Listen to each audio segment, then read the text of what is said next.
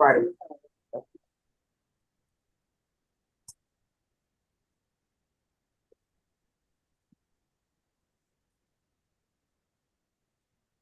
Hello, everybody. I'm just going to make a very quick announcement as we do have a lot of panelists today. If the membership can please, okay, you're going to sit over there, Frank? Okay. Okay, that's fine. Yeah, that's fine. That's good because Claudia and I are feeling, a little bit, left So, out here in left yeah. field. So So, move it yeah, if you in. can move in. Sorry, so we can keep the front for the panelists. I would appreciate it. Come a little closer. Don't be shy.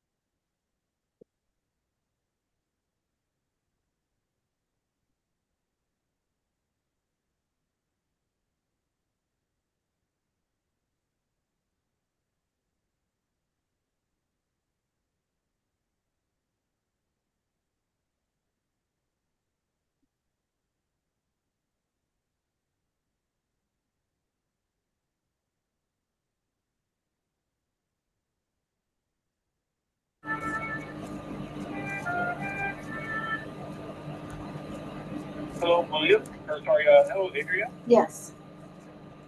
Great, thank you so much for that.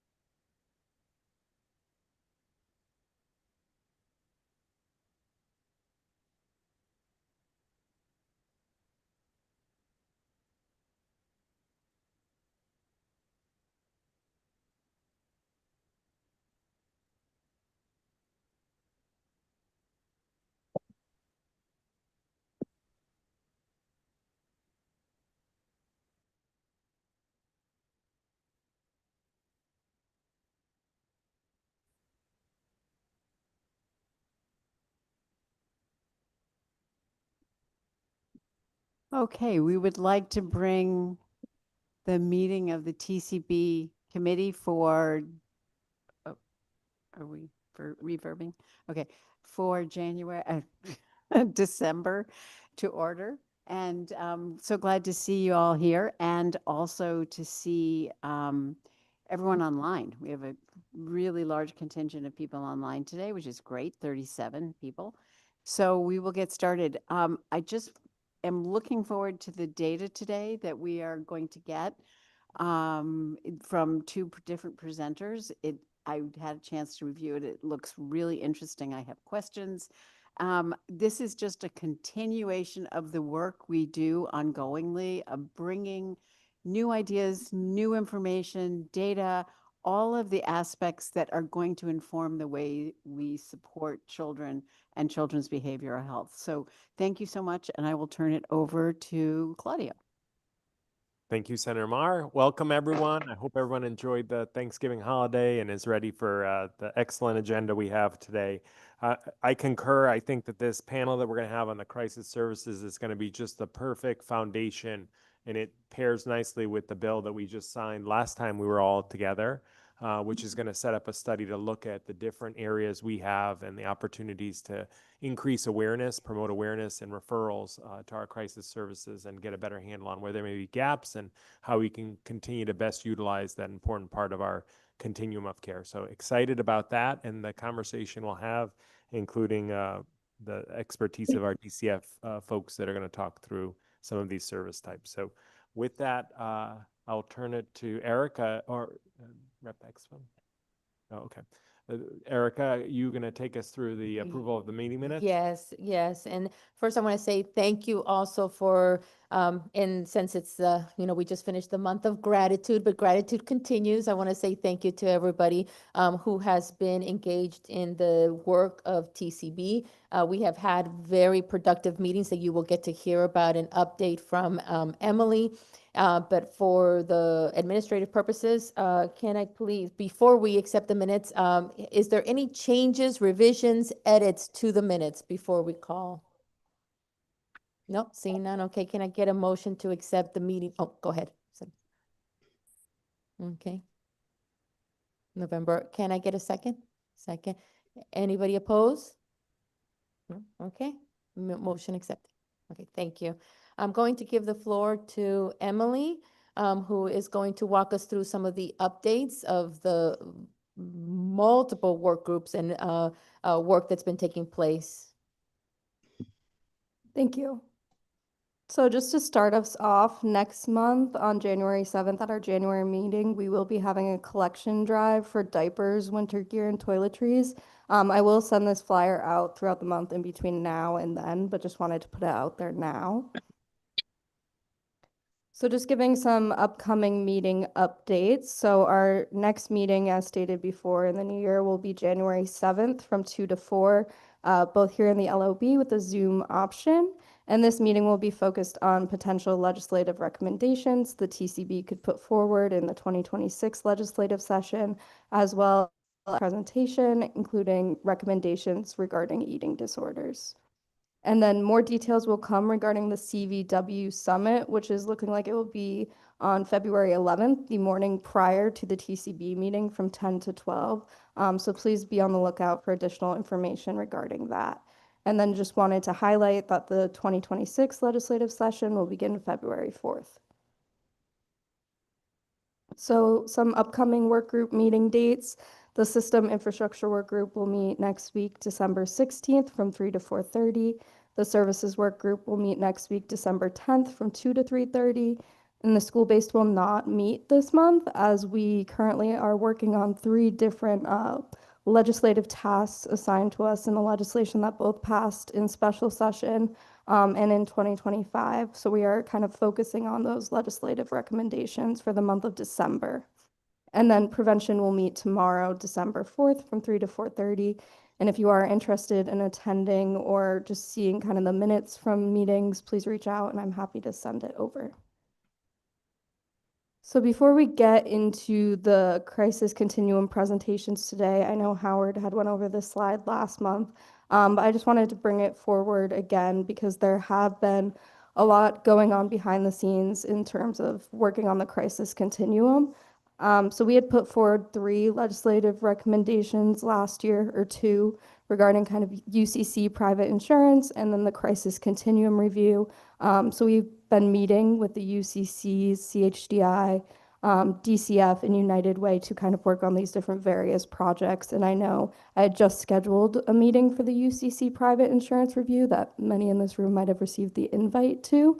So just wanted to note that that will be kicking off shortly. And now I think I can pass it over to Frank Gregory from DCF.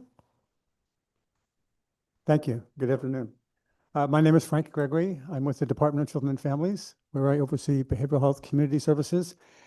And my role today is really to set the frame and then turn to my colleagues so that we can hear about the great work that they are all doing. And I'll reference the first slide when it's up. While it's coming up, we've heard it referred to as the crisis stabilization continuum, and it really is that. And if you see here, the crisis services continuum is intended to be able to provide resources to children and families at times of acute need, and in order that they be able to remain in their homes and communities, connected to supports, not have to rely and over-rely on emergency departments and hospitalizations.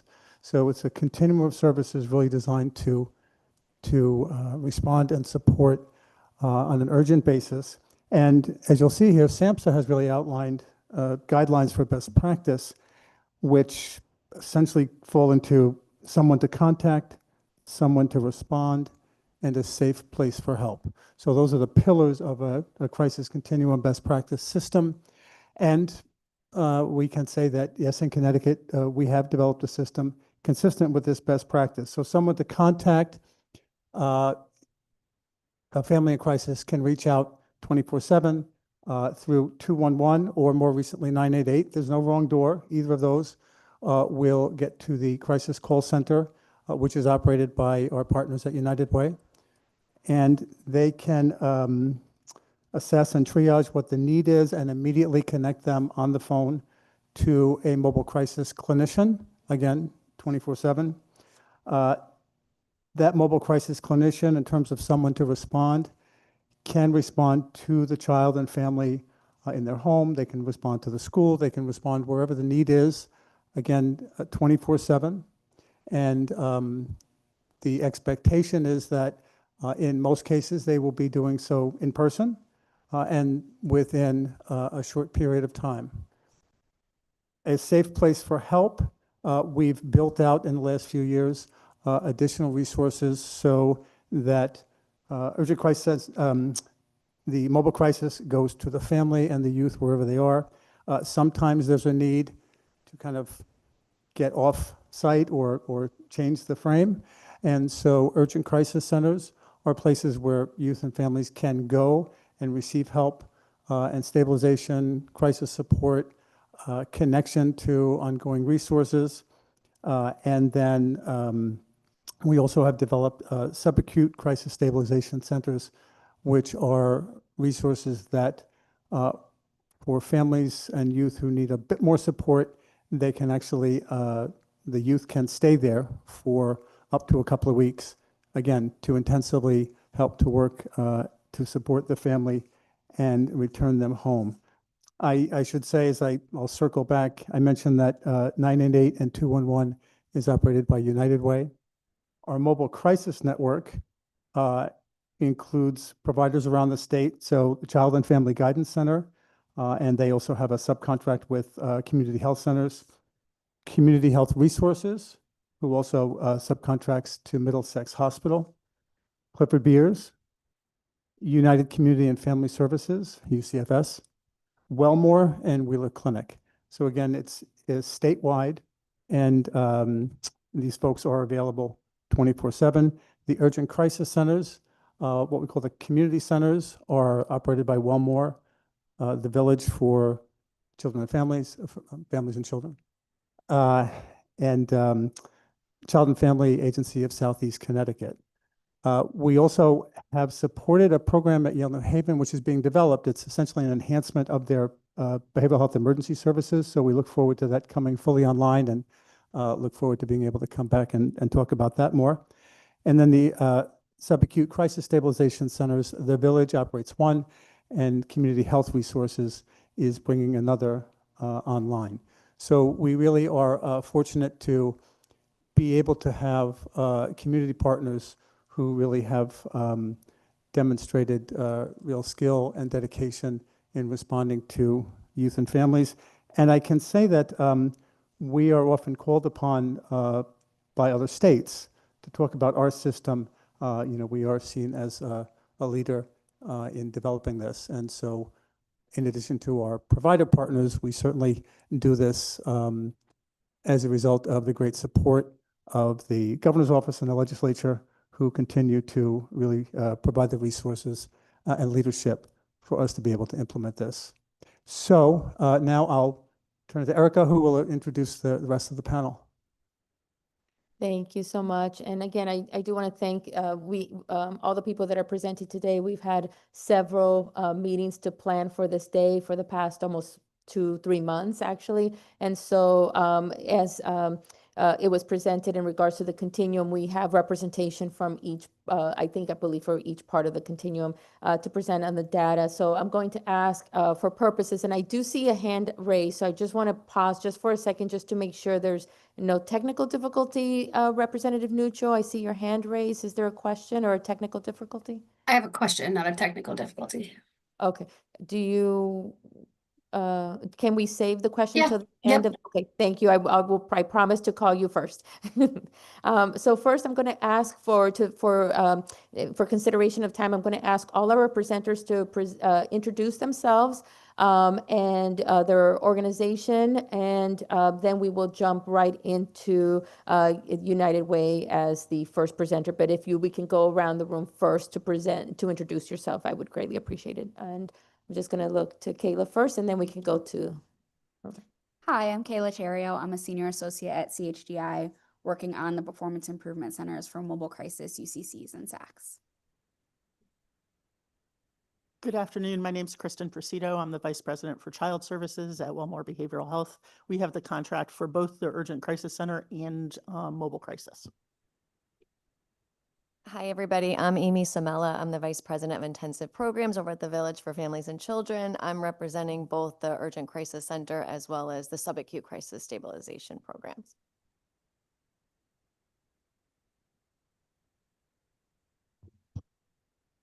Hi, good afternoon. I'm Carrie Borden. I'm the CEO of the Connecticut Behavioral Health Partnership Contract at Carolyn Behavioral Health. Good afternoon, everyone. My name is Jackie Cook. I am a Regional Network Manager with Carolyn Behavioral Health. Good afternoon. I'm Allison Matthews-Wilson. I am the Senior Director of Workforce and Clinical Policy with the Connecticut Hospital Association. Good afternoon. Marcy Mitchell, Senior Director of Chime Data Solutions at the Connecticut Hospital Association. And I believe that Tanya from United Way is on. Tanya? Yes. Good afternoon. I'm Tanya Barrett. I'm the Senior Vice President for 211 Health and Human Services Division of United Way of Connecticut. And I'm here representing 988 as well as the entry point for the Youth Mobile Crisis Program. Jason from CFA.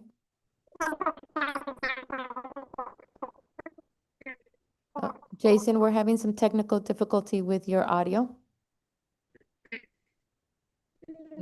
No. Can you hear me now? Yes, we can hear you now. Hi, Jason Shirley from Child and Family Agency of Southeastern Connecticut. I'm representing the Urgent Crisis Centers. We have the Urgent Crisis Center in Southeastern Connecticut. Any other presenter that I might have missed? No? Okay, Tanya, we will give you the floor.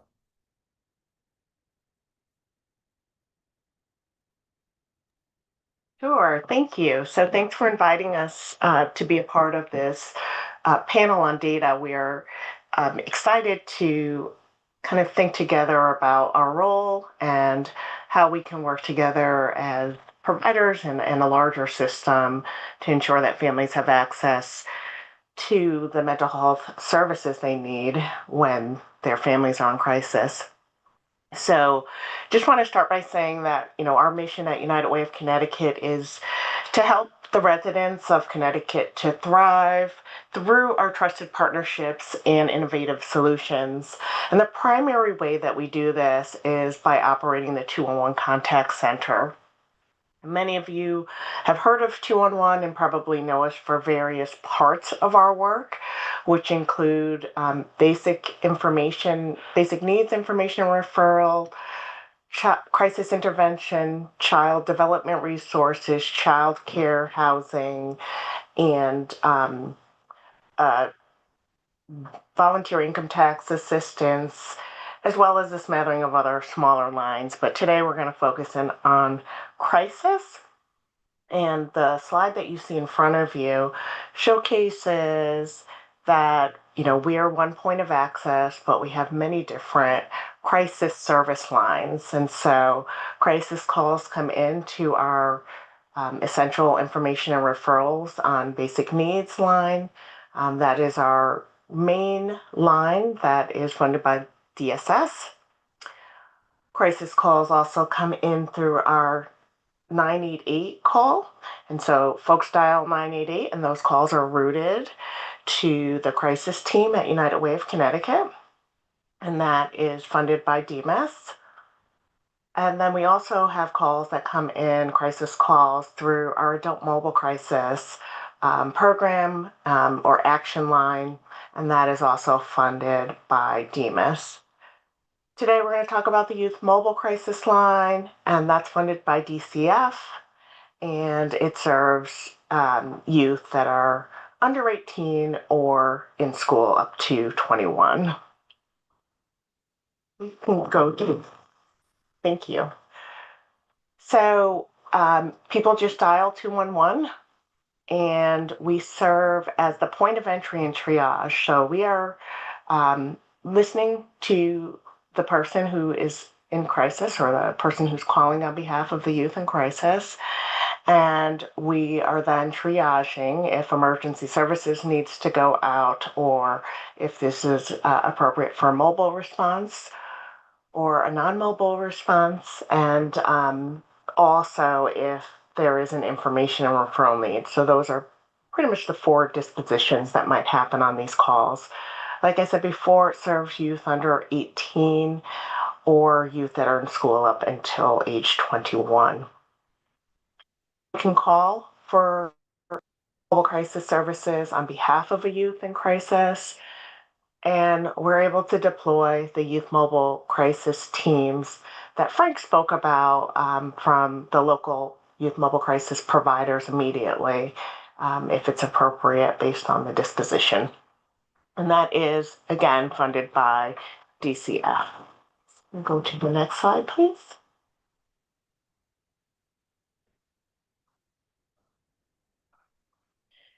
This is just giving you a snapshot of what the volume looks like for crisis services.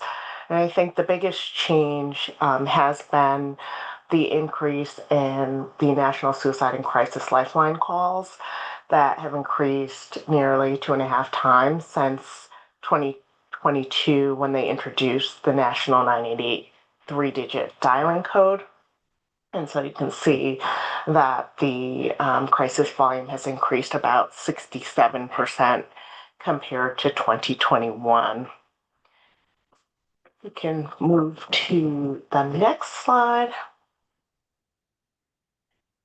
And then this, in terms of looking at this in comparison to CHDI's performance improvement data, there are some differences, particularly in the youth mobile crisis numbers, and we just wanted to kind of address those here. You'll see in the coming slides from the Performance Improvement Center that the green band actually looks smaller on their reports, and that's because at 211 we're triaging the calls and only passing on those calls that are appropriate for PI. So there are calls that are related to community resources that actually have nothing to do with youth. So they might be calling for food or homelessness or some other resources, but they don't actually have a youth in their home who's in crisis. Or we also get calls that are youth related, but actually not from a youth in crisis. So they actually need other services. It might be education or other community resources, or sometimes they're calling about child protection needs. So next slide, please. So how it works for 211 Youth Mobile Crisis, again, people can dial 211. Also, if they dial 988 and they requested this, we would still be able to get people connected to Youth Mobile Crisis. We assess for the services, we determine the response type, and we are available to take these calls 24 hours a day, 7 days a week, and 365 days per year. We collect the data in a shared database that is DCF's provider exchange. This data system is shared with the youth mobile crisis providers. So when we finish our data entry, there is seamless access for the youth mobile crisis provider. So that is done to help ensure that people are not having to retell their story multiple times because they can pick up where we left off. We also will warm transfer the caller to the mobile crisis youth provider. So there is that warm handoff that happens during the call. And again, providers have seamless access to the shared data system. And then this same shared data system allows us to have the CHDI Performance Improvement Center really track the data from the time the person calls all the way through the aftercare that is provided by the local providers. And so I'm going to, I think, hand it off to CHDI, who's going to talk a little bit more about the data from the perspective of what is entered in the PI system and their data analysis related to youth mobile crisis. And if I could, in my introduction, I neglected to highlight the role of CHDI. So the Child Health and Development Institute has been a partner in the development of the crisis continuum, and particularly the longest existing part of that, mobile crisis services. They operate the Performance Improvement Center, which provides training, practice implementation, quality assurance, and really all of the data that you'll hear about are maintained and published on the website. So what we know about these services is in large part thanks to CHDI. So. All right, so I'm going to start just with, again, some level setting about where this data comes from. I know it's been covered a little bit by Tanya just now, and then I'm going to go through the data for each of the 3 services that we're talking about today. So like Frank said, we are the Performance Improvement Center for Mobile Crisis, UCCs, and SACs. And as our role, part of that includes data analysis and quality improvement activities using that data. So program staff from Mobile Crisis, UCCs, and SACs will collect their data through their assessments with the child and family, and then they enter that data into PI, which is DCF's centralized data system. DCF then sends us that data de-identified every month, which we use to produce all of our reports, to use in consultation with providers, and to really make sure we're focused on data-driven improvement. Go to the next slide. I'm going to start with mobile crisis. And one more slide. So looking at volume over time, this goes back to fiscal year 2011. So that would be state fiscal year. So starting in July of 2010, we really saw kind of in the earlier years a pretty steady increase. That did peak in fiscal year 2019, and then things declined during COVID.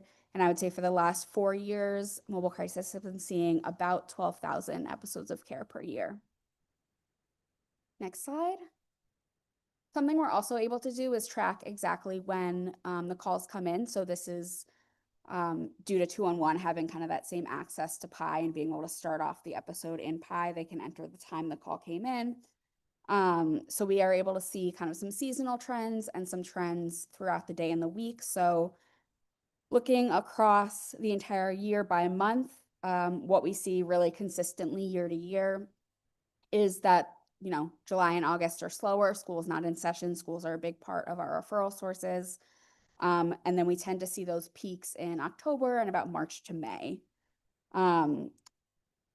This is something that, again, I only have 2 years shown here, but really year over year, this is very consistent in terms of when we see kind of those peaks. Looking across the week, so Mobile Crisis is a 24/7 service. It's available for a mobile response at any time during the week and has been for a couple of years now. But we see the majority of our calls come in throughout the weekdays. So about 10% of all calls will come in on the weekends, and the rest are fairly evenly distributed across Monday through Friday. In terms of the time of day, the highest volume is from 12 p.m. to 6 p.m., but closely followed by 6 a.m. to 12 p.m. A lot of that is driven by the school day. As we said, schools are one of the top referrers, and then a lot of families will be calling either in the morning when they're trying to get the kid out of school or when the kid is coming home from school at the end of the day. Next slide. So this map is showing the towns that the children live in that use mobile crisis. So we're able to see, based on the population of that town, how frequently its citizens are using mobile crisis. So in fiscal year 2025, there were only 3 towns that didn't have a child use mobile crisis. So it really is a service that has statewide reach. And that's also been something that's pretty consistent. We see about, 2 to 5 towns a year that might not have an episode, and those are usually some of our very small towns. But looking at this based on population really allows us to compare similarly sized towns and see, if some of our small towns are really using it more than we would expect, or if some of our large towns are using it less than we expect. We did see Norwich this year, a bit of an anomaly from previous years, was the only town in that highest category. So really having a lot of utilization based on the size of that town. We go to the next slide. So looking at who is being served by mobile crisis, if we look at race and ethnicity, we've always seen that mobile crisis serves Black and Hispanic youth at a higher rate than they're appearing in the Connecticut population. And we don't consider this to be a bad thing. I think mobile crisis is a service that is available to anyone at no cost. So the thought here is that we may be reaching children and families who otherwise would not be served by the behavioral health system. In terms of sex, it's usually pretty even, 50-50 male and female. There was a bit of an increase in fiscal year 25, or a bit of a higher rate of females being served, but relatively speaking, that's pretty even. And then the majority of children served tend to be between that 9 and 15 range, though we're certainly seeing a good amount over 16 and under 8. Next slide. So on the left here, this is the data for fiscal year 25. And then on the right, we have the data looking over time for who is the one calling. So when we talk about referral source for mobile crisis, United Way is entering the person who's actually on the phone making the call requesting help. So most often that's either the school or the family or child themselves. Typically it's a parent more often than the actual child. I think the child is the one calling about 5% of the time, but it's not very frequent. And we also tend to see about 10% of our calls coming from emergency departments, which is, I think, most often for follow-up after discharge, but certainly a lot of times it's also used kind of as a diversion from inpatient if that child can be managed in the community with the assistance of mobile crisis. And this is, again, something that's been pretty consistent over time. I think back around 2017, we saw our school and self and family referrals switch. So self and families were the highest at first, but there was a lot of work done with the school systems all across the state to increase those referrals, and now they tend to be the top referral source. I mentioned that EDs do refer to mobile crisis, and we do have the data to capture exactly which EDs are calling and how often. So this is something that we keep track of. So our top 3 EDs are always CCMC, St. Mary's in Waterbury, and Yale. There is a kind of a unique relationship between St. Mary's and Wellmore in Waterbury, so that the Wellmore mobile crisis clinicians are going to St. Mary's and doing those assessments. So those referrals are often a little different than what we're getting from CCMC, Yale, and other hospitals. But generally, that's kind of the pattern that we're seeing there. And CCMC is typically the highest referrer, though last year, St. Mary's did have a higher volume of referrals to mobile crisis. Next slide. So in terms of presenting concerns, so we also want to know why kids are coming to mobile crisis and what the needs are. So this is another thing, I think kind of the theme of today is that this data tends to be pretty consistent. So harm or risk of harm to self is the highest presenting problem most of the time, followed closely by disruptive behavior. And again, there have been a year or two where those have flip-flopped, but they're generally pretty close together. And then when we see the UCC data later, we'll kind of see how this is similar across all of the crisis services. We also see a handful of kids for depression, family conflict, and anxiety, as well as a host of other concerns as well, but these are kind of our top 5, and they tend to be pretty steady over the years.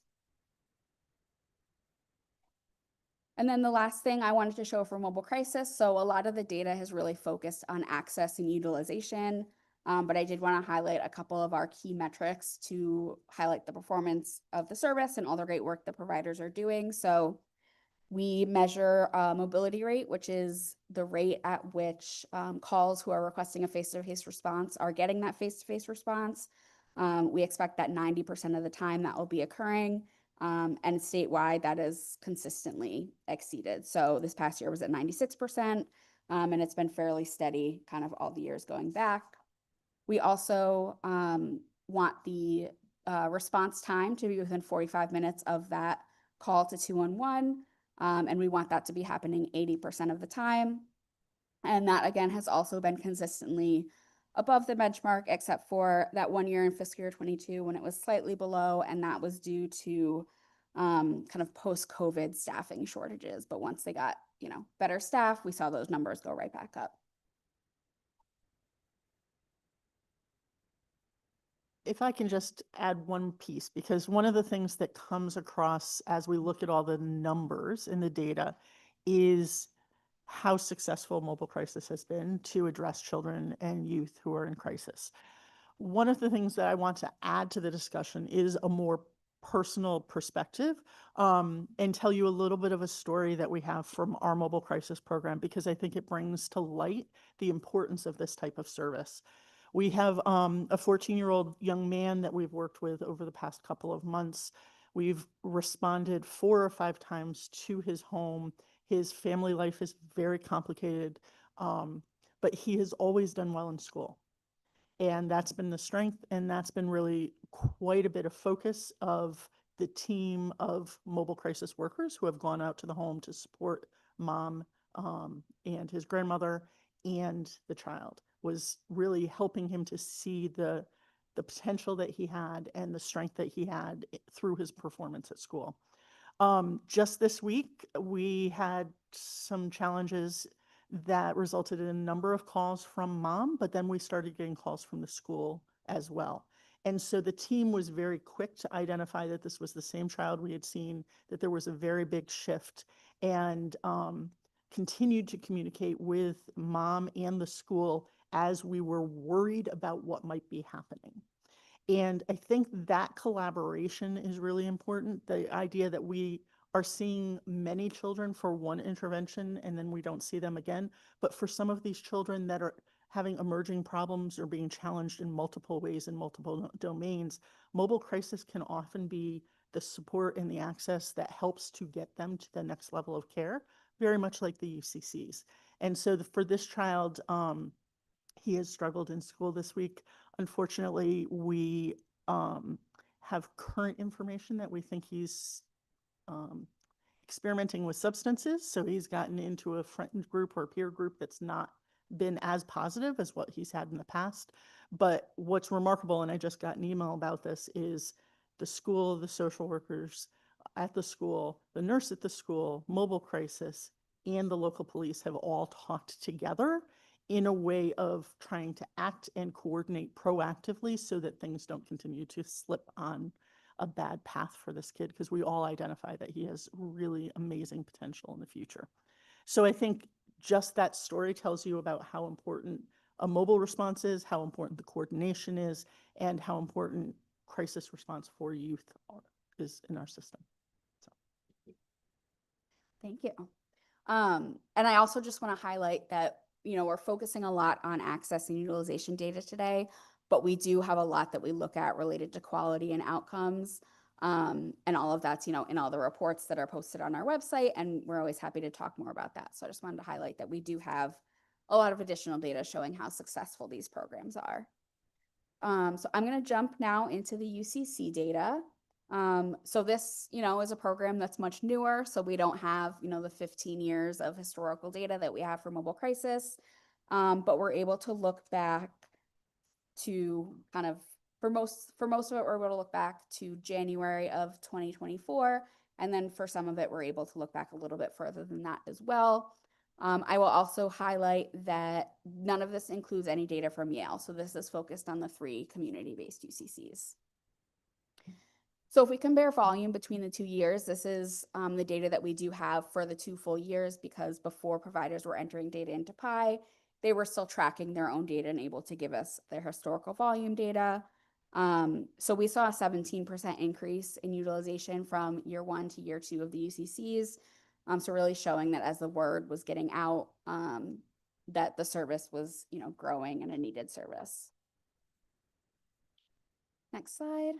So similarly to mobile crisis, our UCC providers will enter the arrival time for the children that they see. So we're able to really see throughout the day when these episodes are occurring, similarly throughout the week, throughout the year.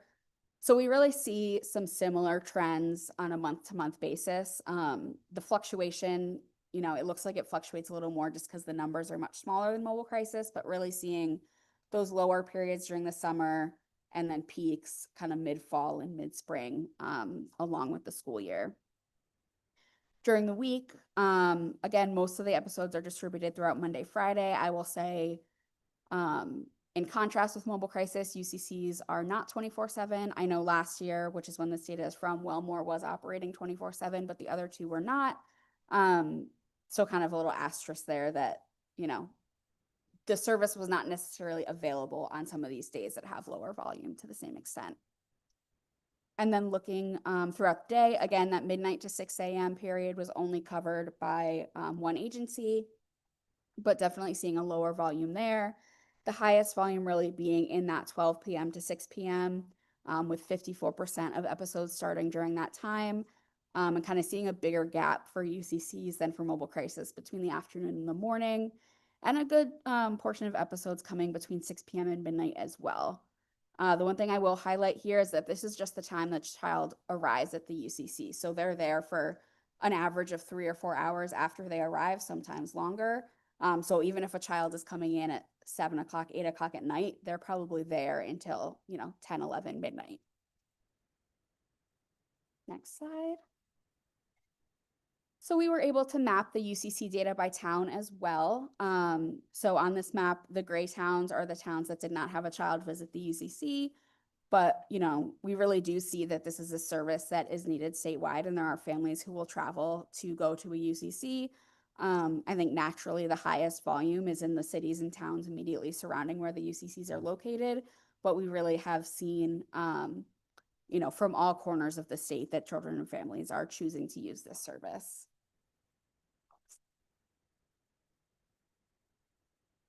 For who is being served for the UCCs, so what we have seen kind of in this first year and a half of data is that most of it's pretty consistent with the Connecticut population, though with a higher portion of Hispanic youth being served.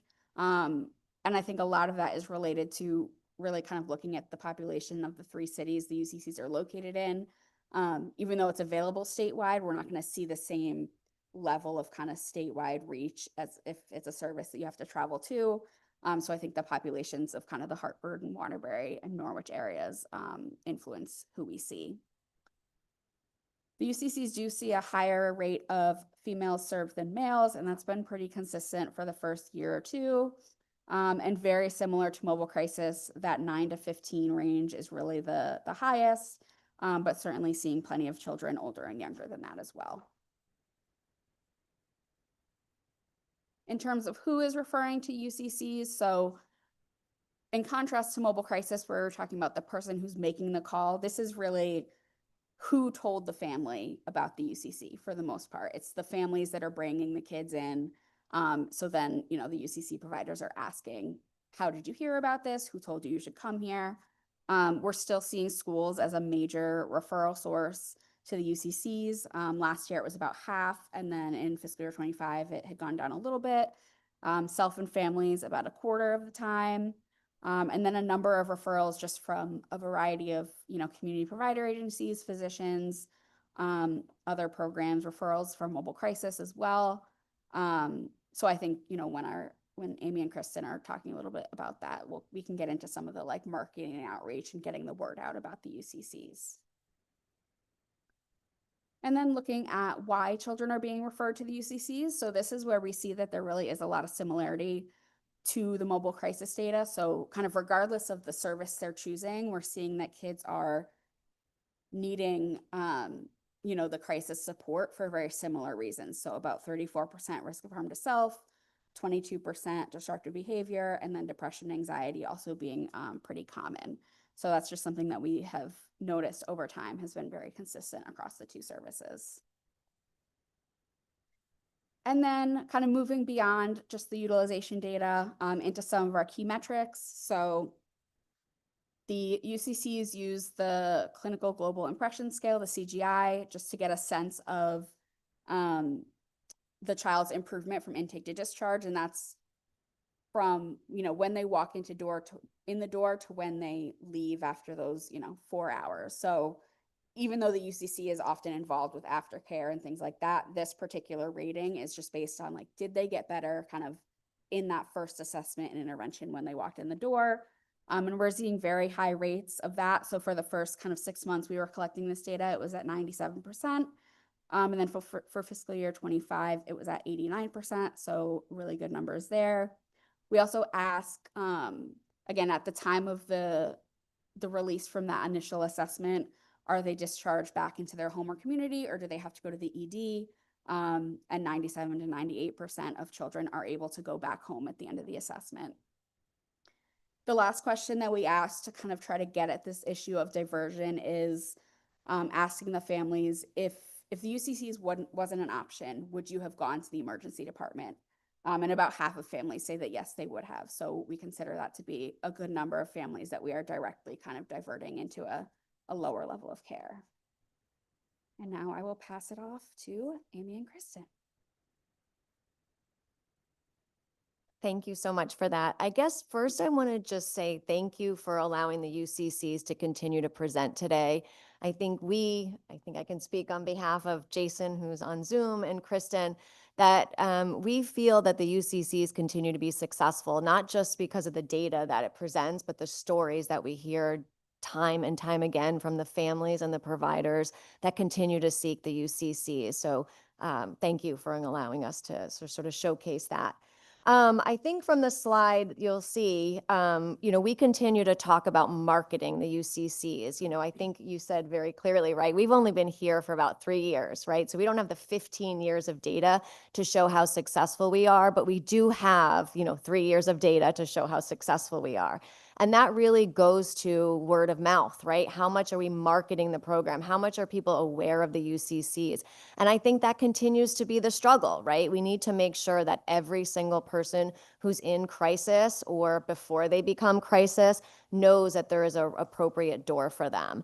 And I think when we talk about doors, we really do market that there is no wrong door for families, right? The idea of a crisis continuum is to let people know that there are choices, right? And so the UCCs is just one of those doors, although I will continue to argue that we really want the UCCs to be the front door.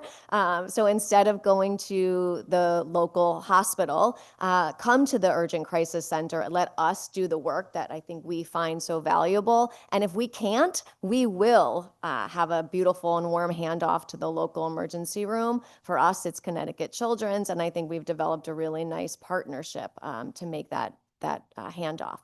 So, the challenges for us will continue to be certainly marketing, but the other challenge that we have, for example, so we have over 3,400 kids that we've served to date, right? So out of half, those would have gone to the local emergency rooms.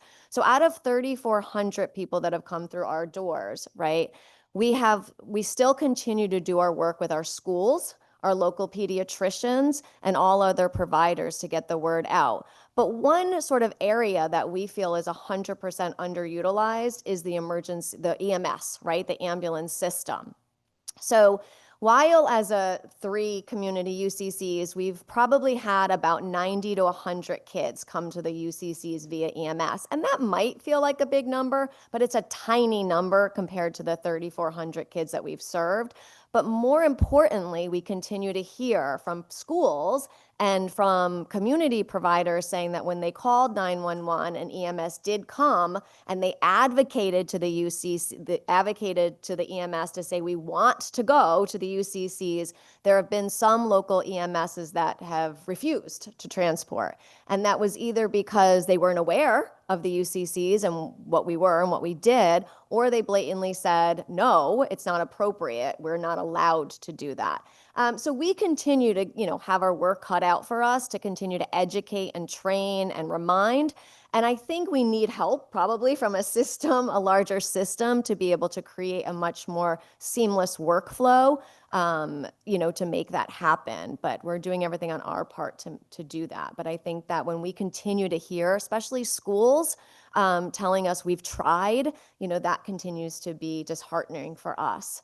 I will sort of share one really cool thing about just selfishly, the Villages UCC, is we have our PRTF, our Eagle House, and we have a lot of those kids who go to schools in the community, whether they be clinical day schools or local public schools. And they go on therapeutic passes. And when these kids are struggling in the community, those schools call 911, and those kids end up at Connecticut Children's over and over again, despite us saying, hey, we're here. And so we have seen a massive shift with our kids who are going to community schools, calling 911 and getting on the phone with our UCCs, and we're able to get those kids back to Eagle House instead of going to the local EDs. So that is another sort of usage of the UCCs where these children would much quickly be spent their time in the EDs. So the EMS, that's sort of one huge barrier that we continue to struggle with. I think the other thing, I don't want to call this a barrier because I think we have this really open conversation. We started this, I feel like it was Monday, but it could have been last week. Thank you, Erica, for reminding me. It was just Monday, where we had a meeting with folks from 211. I think it was Tanya, who might have been still on the phone, as well as DCF and our partners, to talk about, giving families the choice, right? That's really the idea of building this crisis continuum. So if I'm calling 211 as a parent, how do I hear about the UCCs, right? And do I hear about the UCCs when I call 211? And right now, the answer really is no. It's not part of that conversation. And I think the door is still open, right, to decide how is that going to be incorporated in that avenue. And right now, you hear from it as the transfer to mobile crisis, but you don't have a direct line or a direct referral system via 211. So that continues to be a part of our conversation as a provider. Pass it off to Kristen. Sure. One of the things as a new service, one of the things that's challenging for us is that we are constantly explaining who we are, what we do, and how we do it. And we're trying to do that within the context of a system that isn't quite sure how to manage that. And so the billing structure and getting reimbursement for the UCC care has been a work in progress for all of these 2 years. And we're getting there, which is really exciting to us. However, there's still work to be done. We've had some really helpful and productive meetings with DSS around Medicaid billing. We initially were given some individual codes to use that allowed us to bill for pieces of our work.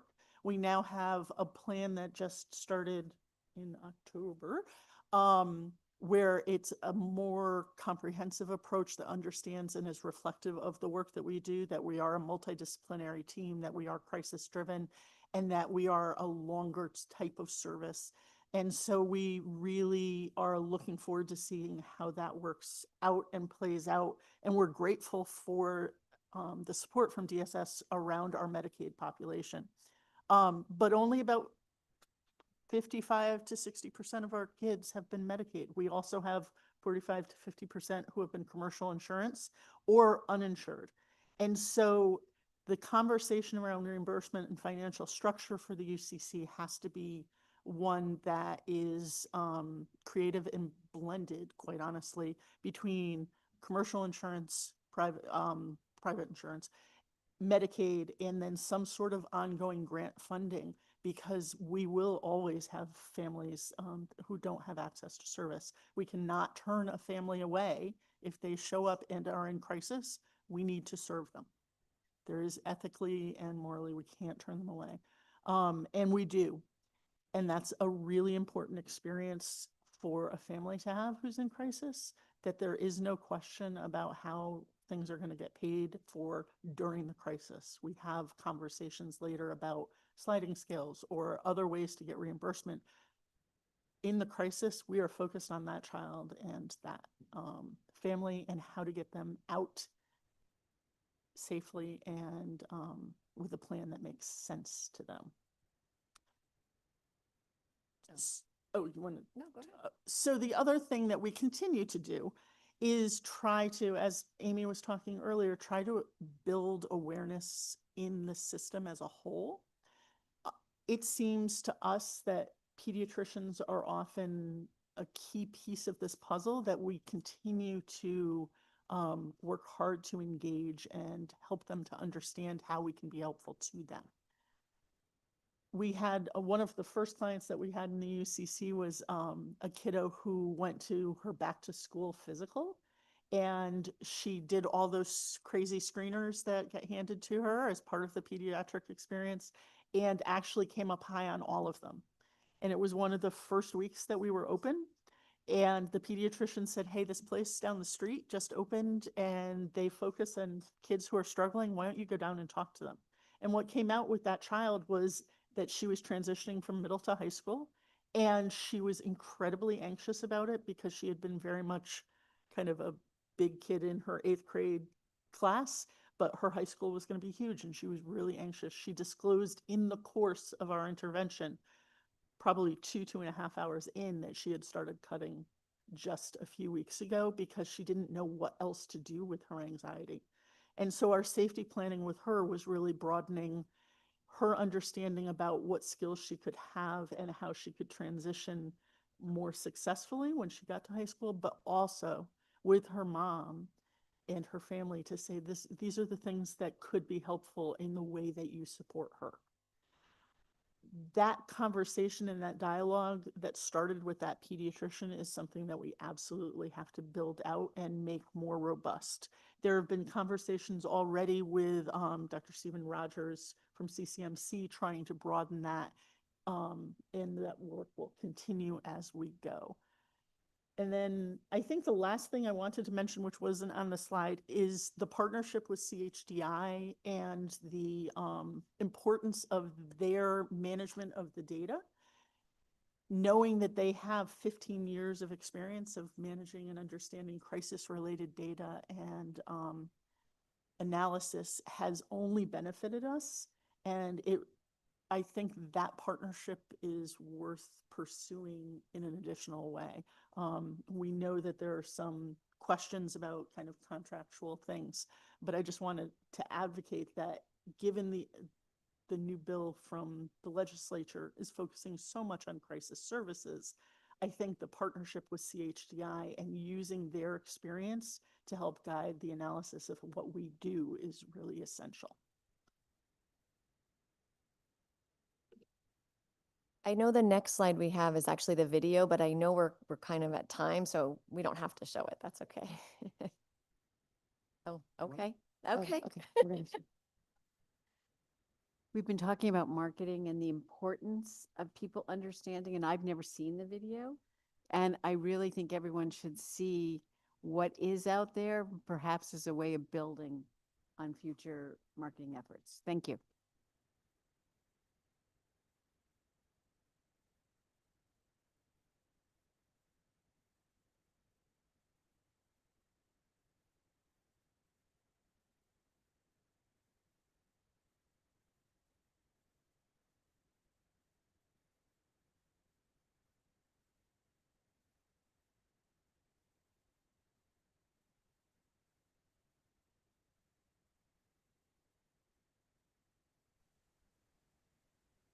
All right, we will work on the video.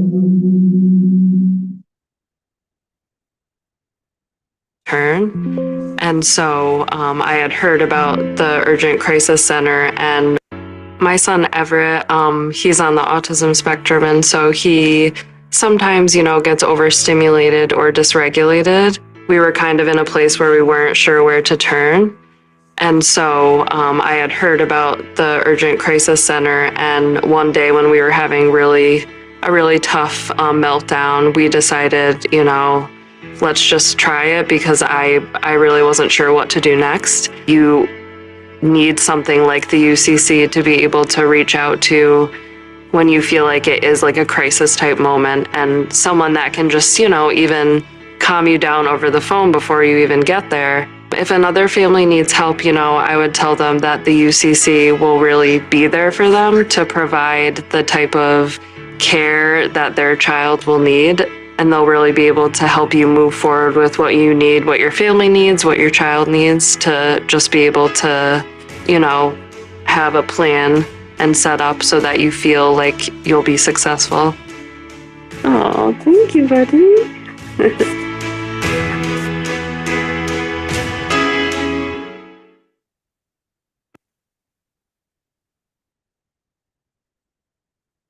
Thank you. And I believe the next presentation is on the subacute crisis stabilization data.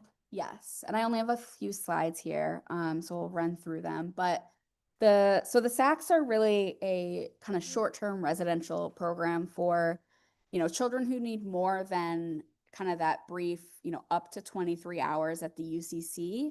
But it's really intended to be kind of within a 2-week period. So getting that family stabilized, really working with the families to make that happen.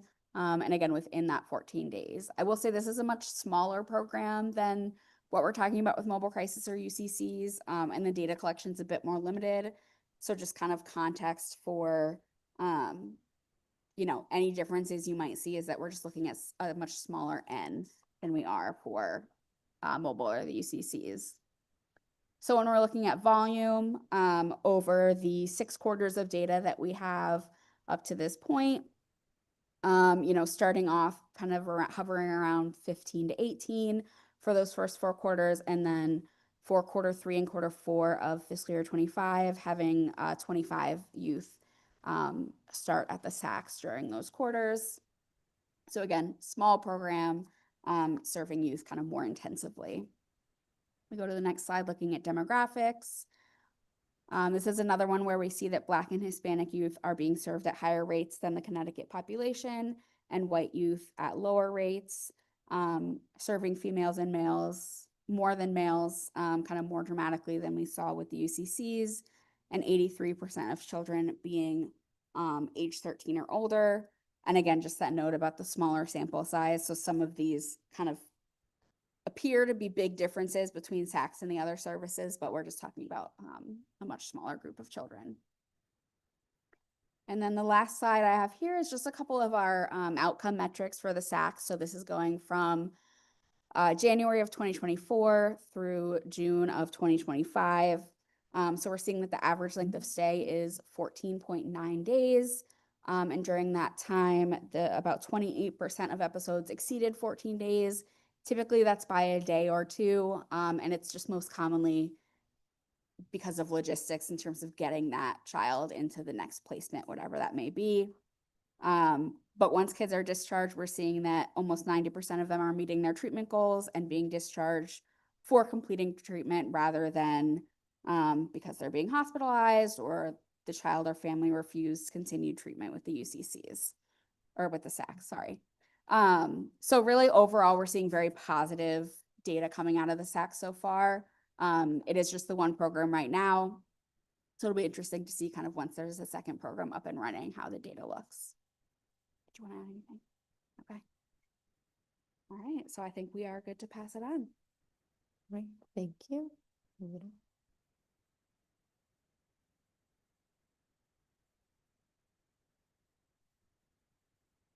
Good afternoon, everyone. So we are here, my colleague Marcy and I are here to present data of a 5-year look back on data that was collected by the Connecticut Hospital Association on the higher end of the spectrum of continuous care, which is the hospitals. And so just to sort of set the stage for this data that we're going to present, I'm fortunate to sit here today representing the Connecticut Hospital Association, but I'm a very recent employee, and I spent the last 17 years at Connecticut Children's Medical Center running their social work and care management programs. And so I'm very familiar with this data. I was actually the one that supplied it to CHA for the last 5 years. So I'll be able to give a little context behind the scenes as well. And so to set the stage for this data, this started in October of 2021. We were sort of just post the initial pandemic crisis for adults. And that summer, we started to see a shift in our pediatric behavioral health population.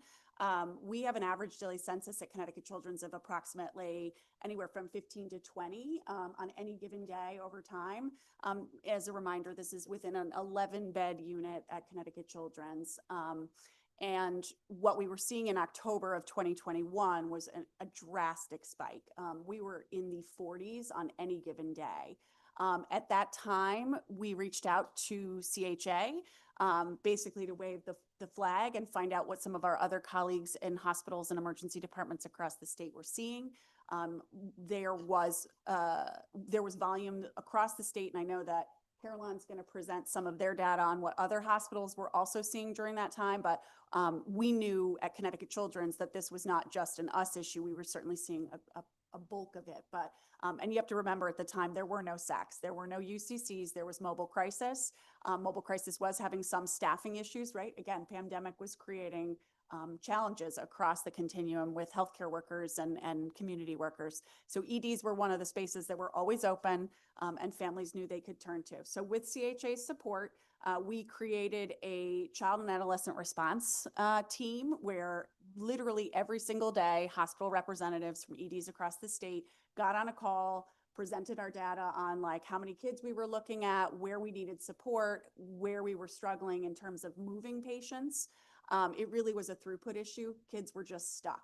And so CHA made the decision to start collecting accurate data as opposed to just using anecdotal, it feels stuck. What does stuck actually mean? And so in October of 2021, we did start submitting data daily, 7 days a week, to all the hospitals, submitting data based on how many children by age group with 0 to 12 and then 13 to 18. The hospitals were also submitting adult data, but for the purposes of this committee, we'll be representing the children. And we were presenting on how many kids we were actually seeing that day. And then of those children, how many were slated for inpatient. We were seeing about a 60% rate of kids who were able to be discharged back to the community with wraparound services. And I think it's important to reiterate, and we'll get into that with some of the data, but you know, as Kayla noted from CHDI, you know, coordinating and collaborating with peers became suddenly much more important during this post-pandemic period. Historically, EDs would see patients, we would evaluate, we'd create a disposition plan, and we'd send them back home. And what we realized very quickly in the pandemic with that kind of volume is that we can't do this alone. And so with CHA's support and that daily call, which then eventually became a weekly call, was that we started to reach across hospital lines. So I can remember being on phone calls late at night with Stanford and Greenwich and certainly Hartford Hospital across the campus from Children's, talking about where do you have room, who's got an ED that's overcrowded, who can take a kid. But we also wanted to respect, obviously, families who are looking to have regional care. Sending a family in crisis down to Stanford when they live in Hartford and don't have public transportation access isn't exactly the best model of care. But we really were in a crisis situation. And so we collected that data, and what my colleague Marcy's going to present on is really the last 4 solid years that we don't have 2025s completed yet. But that child and adolescent response line still continues to this day. Those relationships that were created in those days and months are also still present. It's important to note that in addition to the daily identification of psychiatric beds, we also were looking at what were the patterns we were all seeing? What were the age change, what were the changes in age groups? What was the seasonality? And I would say that, and you'll see in the data that Marcy presents, it follows fairly similar lines to our colleagues in mobile crisis. Summers tend to be quieter for kids when they are not being given a lot of the expectations that schools have. We tend to see drops around the holidays when families are, either traveling or, again, less expectations, a little bit less stress for kids. And then what we were able to do is start to take that data and look at what does it mean from a throughput issue? What does it mean about access to beds? Who gets them? How we use them? And why are some of them, why are we having throughput issues on the beds? It also allowed us to look forward and say, how did they get here? Who called, 211 first? Can we, as the UCCs were being developed, as Amy noted at the Village, Connecticut Children's and the Village worked hand in hand in developing the UCC so that we were creating kind of a clinical sharing of best practices so that hopefully kids who were utilizing the ED as a crisis space would eventually learn that UCCs would be a better resource for families. And so I think some of that takes time. But I think that the data started to sort of tell that story about where we needed support on the front end of the continuum to ensure that ED beds are being used for the highest level of acute care. And that when those kids, that 40% who do end up needing a higher level of care, how do we access it? How do we work with our partners in the insurance company so that payment and access isn't an issue for the hospitals that are doing all this care management work?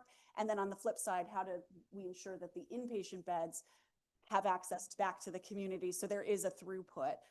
So those were some of the lessons learned and kind of the background as to why we were collecting the data. And then I'll go ahead to the next slide and we can start sharing that. So when we started looking at the data and compiling it across multiple years, we noticed a very robust seasonality to bed demand, or I should say ED visits in the for youth behavioral health services. One of the things that I did notice in the mobile crisis and the UCC is while the summers were quiet, we are not seeing the same robust seasonality changes as what we see in the EDs. So as we all know, and as the other data shows, these behavioral health issues do not go away just because it's summer or just because it's the holidays. And so what we want to do is make sure that we're providing access points for children across the entire year. As Allison mentioned, there are a couple of different fields in this daily data that was submitted to us. And so what we did is we basically compared the number of individuals who are waiting for a bed in the ED with the number of available beds for that day. And what we see is on average, with perfect use, and I will define that in a minute, we are short across the state approximately 14 beds. And by perfect use, I mean if we were to allowed to do full capacity, so this is 100% capacity, most hospitals need about 85 to 90% capacity to ensure that they're able to move patients around, right? So you have the right coupling if it's not a private room. And this also would ignore any regional dependencies. So to Allison's example earlier, this 14-bed number would be taking a child from Hartford and moving them to Stanford. So realistically, this number is quite a bit higher than the 14. And I think it's important to note that a bed is not a bed because a lot of these inpatient facilities are running milieu settings. So if you have, I mean, Marcy mentioned the single bed versus a double occupancy room, which is certainly an obvious barrier, but there also may be a situation where gender is a factor, sexuality is a factor, physical, dysregulation versus emotional. You have a bunch of Connecticut Children's. During my time, we opened our med psych unit. We would struggle with, how do you place, if you've got a kind of a general census of under 12 and then a 16-year-old needs to come on the unit, technically we take 16-year-olds, but how is that 16-year-old going to do with a bunch of 11-year-olds that are acting out in a very different way? So I think the bed for bed ratio discussion is one that I know hospital systems are very eager to continue having because it isn't as simple as, plugging square peg, round hole. We really have to be thoughtful about how we create safe milieus. And then, it is worth noting, we haven't even talked about specialty populations. So when you think about our pediatric patients who have autism spectrum, diagnoses, nonverbal, sexualized behavior, fire setting, things that are a little bit more extreme that need specialized care, can't go into a generalized psych bed. And yet we're really looking at then having to think about out-of-state placements, which opens a whole different can of worms. So I just want to call out that 14-bed deficit is important note, and it is probably not the whole story. It is just the beginning of that story, but it is helpful data to review. Likely a conservative number. Recording in progress.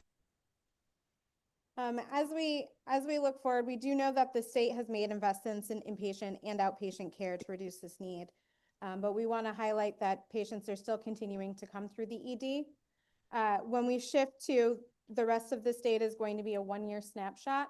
This data was largely collected in response to legislation, Public Act 24-4, and acts concerning emergency department crowding. What we did is we took a subset of that data and looked at those patients who had a primary diagnosis that met a behavioral health definition. And then we segregated these patients by age as well.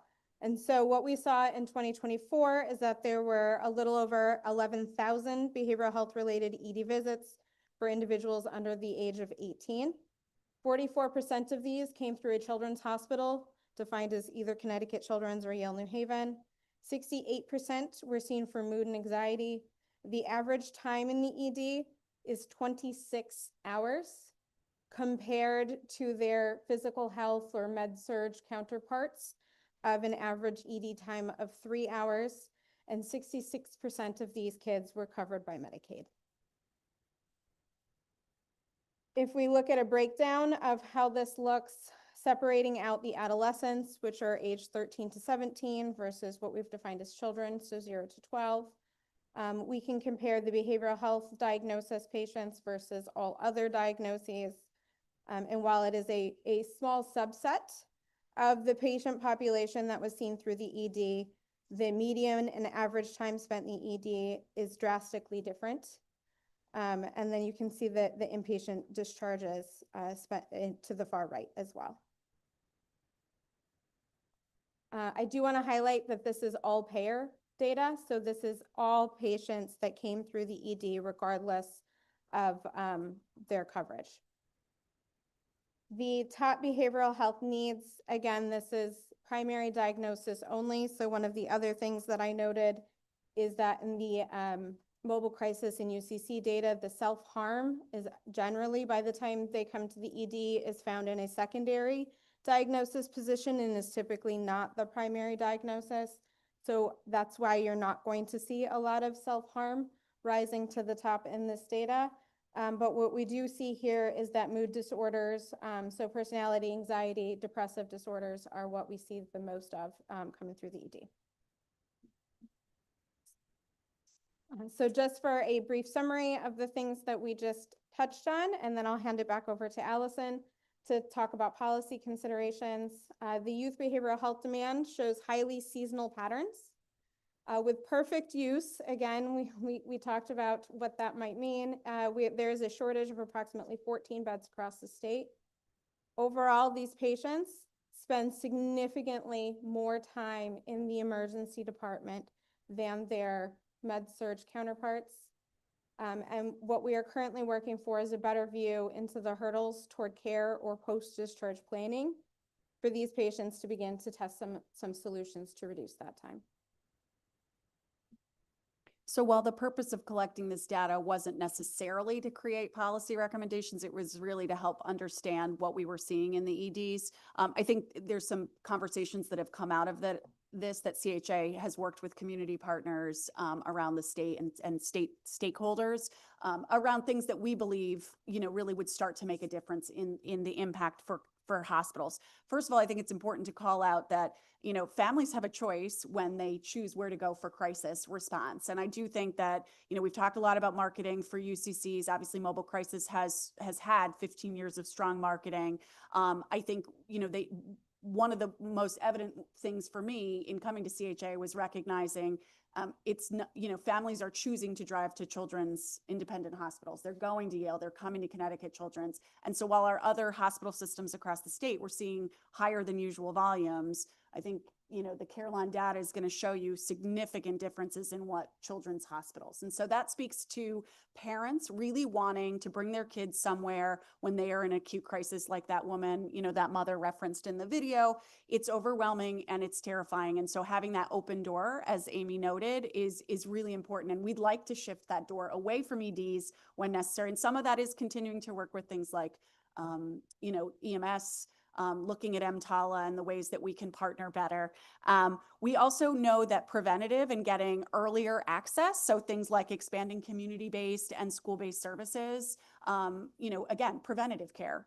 I should note, it's not on here, working with pediatricians, as Kristen noted. I think Connecticut Children's and other children's hospitals, that's the benefit of working within a medical framework, is understanding what pediatricians are seeing, where they feel out of their own comfort zone, encouraging them to work with Access Mental Health to get support when needed. It's really about no longer working in mental health in silos, but rather pulling these threads together and ensuring that we are coordinating all the folks who are doing this work. We also want to look at Medicaid reimbursement and just care coordination initiatives in general. I know when I was here for the last TCB, we'd had the care coordination meeting upstairs that Alice ran, which was really helpful to talk. CHDI was there talking about a system of care. The reality is that, as Kristen noted, these kids are complicated. They are not just here for, not all of them are just here for mental health, long-term illness, but rather it is a systems issue within their families, their schools, and their communities that takes a lot of care management. It speaks to why kids are in the emergency department so long, in addition to creating and completing a psychiatric evaluation. The amount of disposition planning and coordinating of care that has to get done can take hours, especially when it is, the middle of the night trying to get a school on the phone or a community pediatrician. So having reimbursement rates that support that level of coordinated care across the state is going to be really imperative to keeping kids out of crisis. Additionally, specialized beds, as I noted, we can talk about throughput issues all we want. This is still for straight psych patients. Where Connecticut Children's opened the first 12-bed med psych unit in the region, but we have very limited access to beds for kids who present with different unique challenges like ASD. Hospital for Special Care has a unit, but that's really the only show in town. We need to either get our providers more better versed in how to manage complex populations, or we need to think about more specialized beds. And then again, streamlining the coordination of care post-acute. When a child leaves an emergency department, leaves a UCC, we need to be able to communicate with one another so that if a child's going back from the ED to Eagle House is a great example. How do we make sure that we're in communication about what we've recommended, what we've done, so that they can pick up that baton and continue that work, so families don't feel like every time they are going through a mental health crisis, they are repeating the service needs and sort of being connected to different providers. So I'll pause there, and I think that's the end of our presentation. Thank you. And then we'll give the floor to Caroline, and after that, we will open it up for questions. Okay, great. Thank you all, and thank you to the previous presenters. We're following two wonderful presentations and a lot of great information. So Jackie and I are here to present some information related to the Connecticut Behavioral Health Partnership. As a reminder, that's a partnership between the Department of Children and Families, the Department of Mental Health and Addiction Services, and the Department of Social Services, where Carillon acts as the administrative service organization related to Medicaid behavioral health. So just at a high level, the overall goal of the CTBHP is to improve the quality of and access to behavioral health services. As part of that, we do a lot of data analysis for the state, and we were asked to come present some information specific to the emergency department, behavioral health utilization, and a couple of the metrics that we measure to supplement the information that Allison just reviewed. One of the differences here is that the information we're presenting is specifically for Husky Health or Medicaid youth. So CHA's presentation covered all insurance types. This is specifically Medicaid, and it's going to be youth age 3 through 17. I'm going to turn it over to Jackie to walk us through. Sure. Thanks, Carrie. So as Carrie mentioned, this is capturing youth that have Medicaid only. This excludes individuals that have dual eligibility, so think Medicaid and commercial insurance. As we can see here, this distribution shows us the volume, ED visit volume by hospital throughout the state of Connecticut, with Connecticut Children's being the highest utilized provider, followed by Yale New Haven Health in New Haven. And then we can see the remainder of the hospitals illustrated. The blue color is showing us visit volume. The green is showing us unique individuals. And those numbers are not going to ever be a one-to-one match because, as many folks are aware, there are individuals, there are children, there are adolescents that have multiple ED visits in any given year. What we see here with Connecticut Children's being the highest, followed by Yale New Haven, that is something that kind of reigns true year over year in the data. That's not, there aren't very many shifts in that distribution in years past. This slide is showing us a bit of a snapshot around ED visit frequency. So as I alluded to before, there are children that have multiple ED visits in a given year. While we do see here that most youth have just one visit, there is a population that use the ED multiple times. Most members that have those multiple ED visits have a primary mental health diagnosis. We can see here looking at the illustration for the mental health primary, those children that have 6 or more visits tend to have a primary mental health presenting concern as opposed to children with a primary medical concern. And we see specifically of youth presenting to an ED for a behavioral health reason, 29% with primary medical health had 2 or more visits as compared to just 13.5% for a primary medical concern. We'll go to the next slide. This data is showing us connect to care. So what happens once the youth leaves the ED? What we're looking at here is not including individuals that were admitted to an inpatient psychiatric or medical facility. This is just those who utilized the ED and then left and connected to care in the community.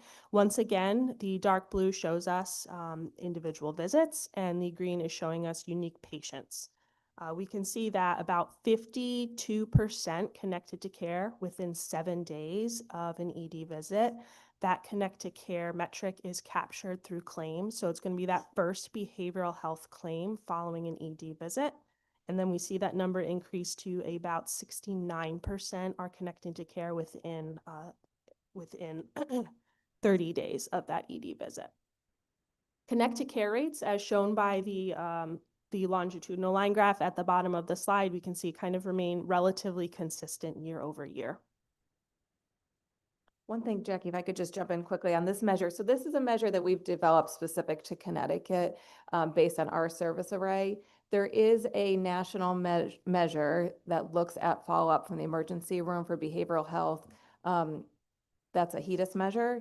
And we do measure that separately. And the specifications are very specific for those measures to allow states to compare themselves. I did want to just mention it because when you look at this, there's certainly opportunity to improve the rate of connection to care. When we look nationally at how Connecticut performs, we are performing very well compared to other states. We're in the 75th to 90th percentile. So not to minimize the areas for improvement, but I think this is something that a lot of states are struggling with in terms of looking at how do we, knowing that it's a best practice for timely follow-up, how do we assist youth and families with connecting to care in a timely way? Thank you. And to dive a little bit deeper, we're looking at on this slide, where are the youth going? Where do they connect to care following that ED visit? We can see that the majority are connecting to outpatient behavioral health services, followed by school-based services. And then in third is the intensive in-home child and adolescent psychiatric services, otherwise known as ICAPS. We find that the demographics of youth who are connecting to care within both the 7 and 30-day time frame really mirror the overall youth population that are accessing the ED. Go ahead to the next slide. So we wanted to talk a little bit about youth that are considered quote unquote stuck in an emergency department. I know Allison was alluding to that in her presentation. For the purpose of this data, the definition of a child that is stuck in an emergency department refers to a youth that has been in an ED for 8 or more hours post-medical clearance and psychiatric evaluation and is awaiting disposition to recommended services. So they've been medically cleared, they've been psychiatrically assessed, we know where they need to go, but they're just stuck waiting for it. In 2024, there were about 2,200 reported stuck episodes made up by about 1,500 unique children. The average length of stuck stay for those individuals was about 3.5 days. 70% were discharged within 3 days from the ED, while the rest waited for 4 or more days before being discharged to the next level of care. 66% were recommended for inpatient level of care, and of those, 85% were ultimately admitted. And the illustrations are showing us the length of time and the stuck volume and recommendations for level of care. Go ahead. So diving a little deeper into those special populations, we wanted to take a brief look at youth with an autism spectrum disorder diagnosis and how their stuck volumes and lengths of stay in emergency departments compare to those youth that do not have that diagnosis. The average length of stay for youth with an autism spectrum disorder was about 8 days compared to about 3.5 days for youth that do not have that diagnosis. And we saw that stuck episodes for ASD youth saw an increase of over 1 day from the year before compared to just 0.3 days for youth without an ASD or intellectual disability diagnosis. So as previously discussed, we are seeing children with an autism spectrum disorder diagnosis. While the volume is significantly lower than those youth that do not have that diagnosis, they are waiting a significantly longer amount of time in emergency departments, which is no place for any youth to be for an extended period of time, but let alone youth with these additional challenges and needs. And that's our last slide. Thank you. And I just want to also just put some context to this again, obviously, just to as a reminder before we go into the questions, that this was one of those recommendations that came out of the TCB. This is one of those recommendations that was passed in legislation, and I'll just read and just paraphrase some of this is in the sense of to conduct a study to review utilization and anticipated demand of the children's behavioral health crisis continuum. That's why we were focusing just on the crisis part of it. And we were charged to include 211, 988, mobile crisis, urgent crisis care centers, subacute crisis stabilization, and ED.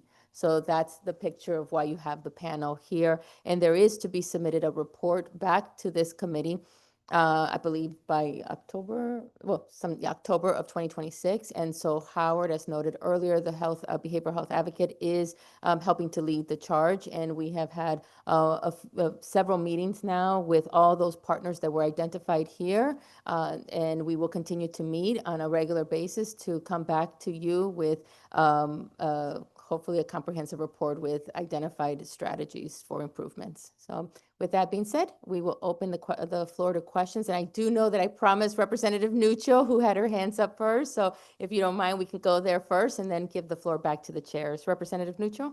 Thank you so much for that. I appreciate it. So you guys have kind of crossed over into something that I've identified as a major issue, and I've been working with DCF and DESP and everything to identify, and that is the continuum of crisis care for youth. And one of the things that I noticed in your report is that there are hardly any referrals from police to mobile crisis. And that's one of the things that we're trying to work on is kind of create and implement a plan where there's like simultaneously disbursement of when a person calls 911 for a child behavioral health or mental health instance, that they're also going to contact 211 and get the mobile crisis van out there. So I'm really concerned with the fact that, we're not seeing those referrals from the police to the mobile crisis van. And that has to do with like the legislative language and their ability to be able to refer to a UCC or to, contact 211 and kind of crossover with the police accountability bill and everything. So I really would like to work on how we can change that. And you had mentioned in there about the EMSs, like doing some kind of informed teaching with EMSs, because I think a lot of our ambulance out here, the EMSs, they don't refer to the UCCs. Their protocol is still to go to children's in my area. And then for 211, what I noticed there is it's not like, I think there's a disconnect. I think we put language in that for 911 to contact 211, but from what I'm hearing in the Troop C area, they're not, right? If a parent calls 911 because they have a child with a behavioral or mental health issue, they're just sending the police. And I know this for a fact. right? And I also know my area, Troop C, has the highest amount of mental health calls in the state. And I know that from working with DESP to identify and look at these. So when a parent calls, they're calling 911, not 211. And when they call 911 in our area, you get a state trooper out there. So we really need to figure out, I don't know if there's a way to do like a graphic or something where we can educate people, you know, when to call 911, when to call 211 or 988, you know, whichever one we want to look at. But I see a really big gap here between parents calling 911 for behavioral health and mental health issues, and then the police being dispatched instead of us dispatching 211 and getting the mobile crisis vans out there. And then EMS being looped in to say, okay, now at this point, we're going to transport this child to the UCC because that's the appropriate level of care. They don't need to go to an emergency room. So I think we're missing some key synergies here to be able to really utilize that. And I think by doing this, we would also increase the amount of children that are getting sent to the UCCs. Happy to work with anybody, to talk to anybody, to go over the details that we've gotten from DESP and DCF, and all of the other research that we're doing on this. But I do think it's a missed opportunity for us, and I'm hoping that we can come up with something that we can put out into the public about when to call which number.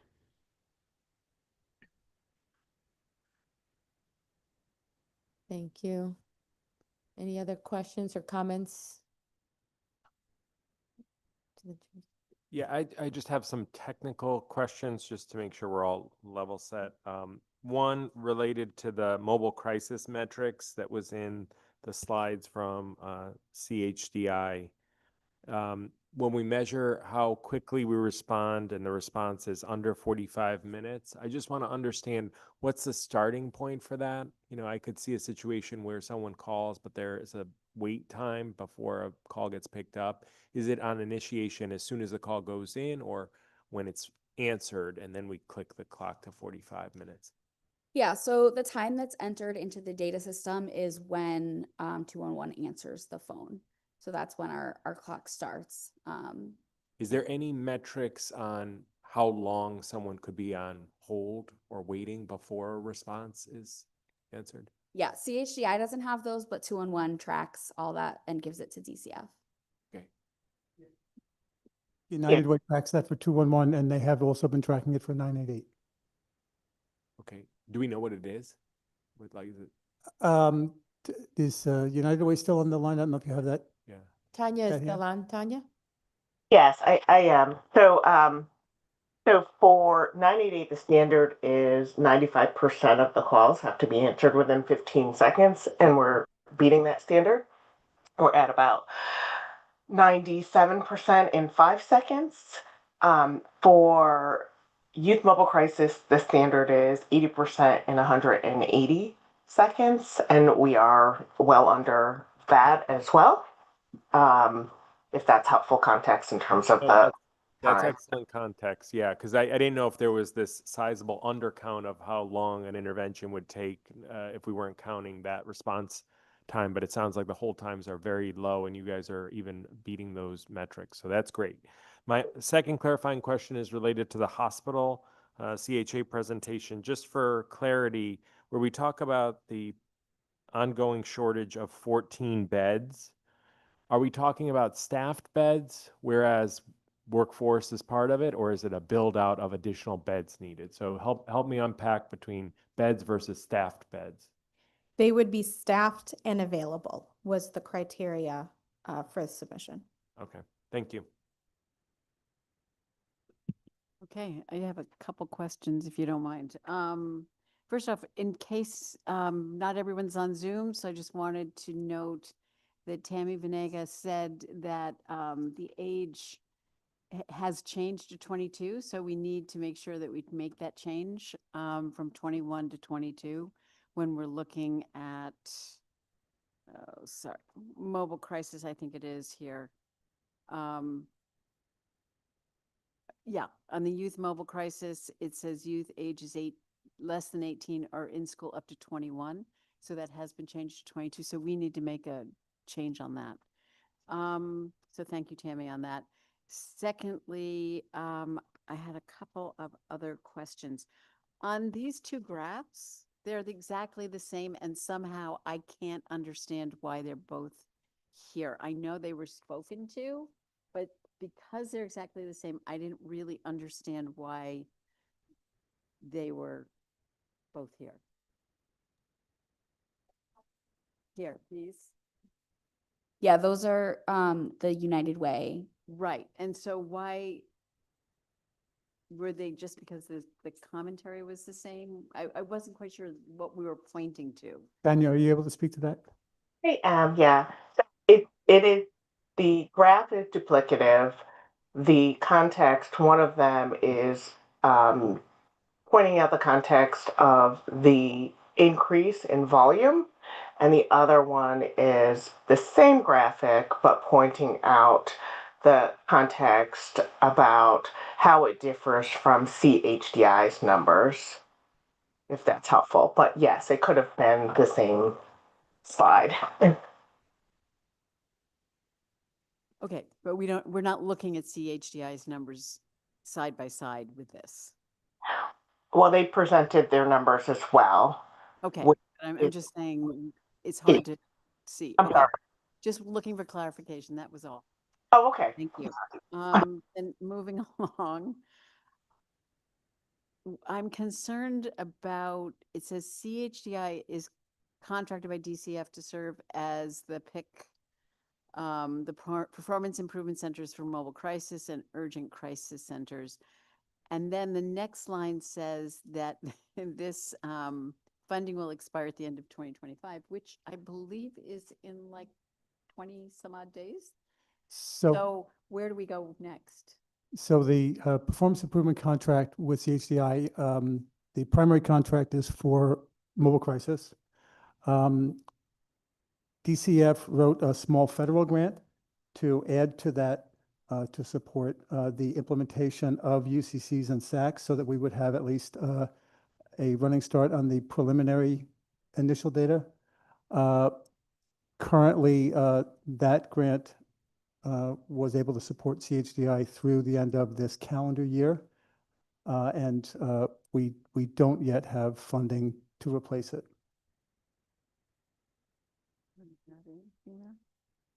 Okay, thank you very much on that. And Just to piggyback, since it's now a recognized Medicaid service, is there any ability through the Medicaid system, because they do monitoring of their service types and quality performance, would some of that data continue to percolate through the Medicaid system? Well, the plan initially would be, so all the data that CHDI gets, they get from DCF. We get it from the providers. So the initial burden would shift to DCF program staff to essentially generate the reporting that we have, at least as far as UCCs and SACs. Medicaid, I think Medicaid may have some, but because of the payer mix, it probably wouldn't be as on target.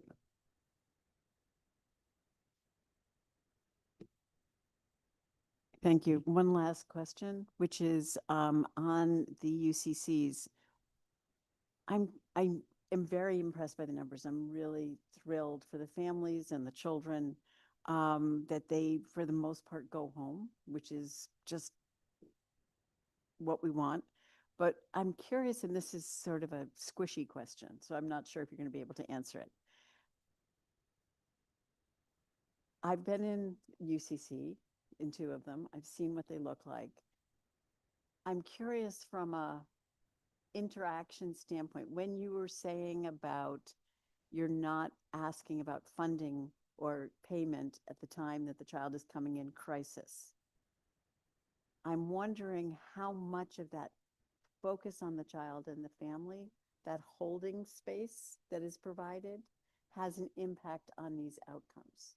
So it's not just, it's a very squishy question. I know we're talking data here, and yet I don't know how to determine that. But it's not just the building.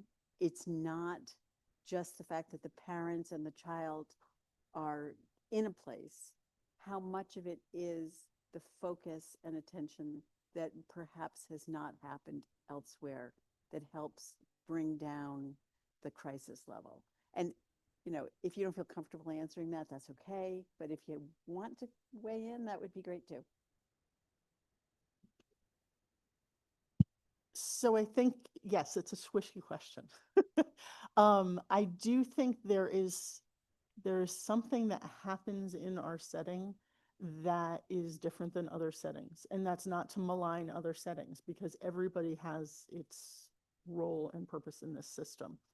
But because we don't have the strict structure around time of intervention, we can spend as much time with a mom who is in a panic mode about her child's presentation and risk as we need to. And even that, it's the child's risk that we're managing, but helping to support the mother in that has enormous power.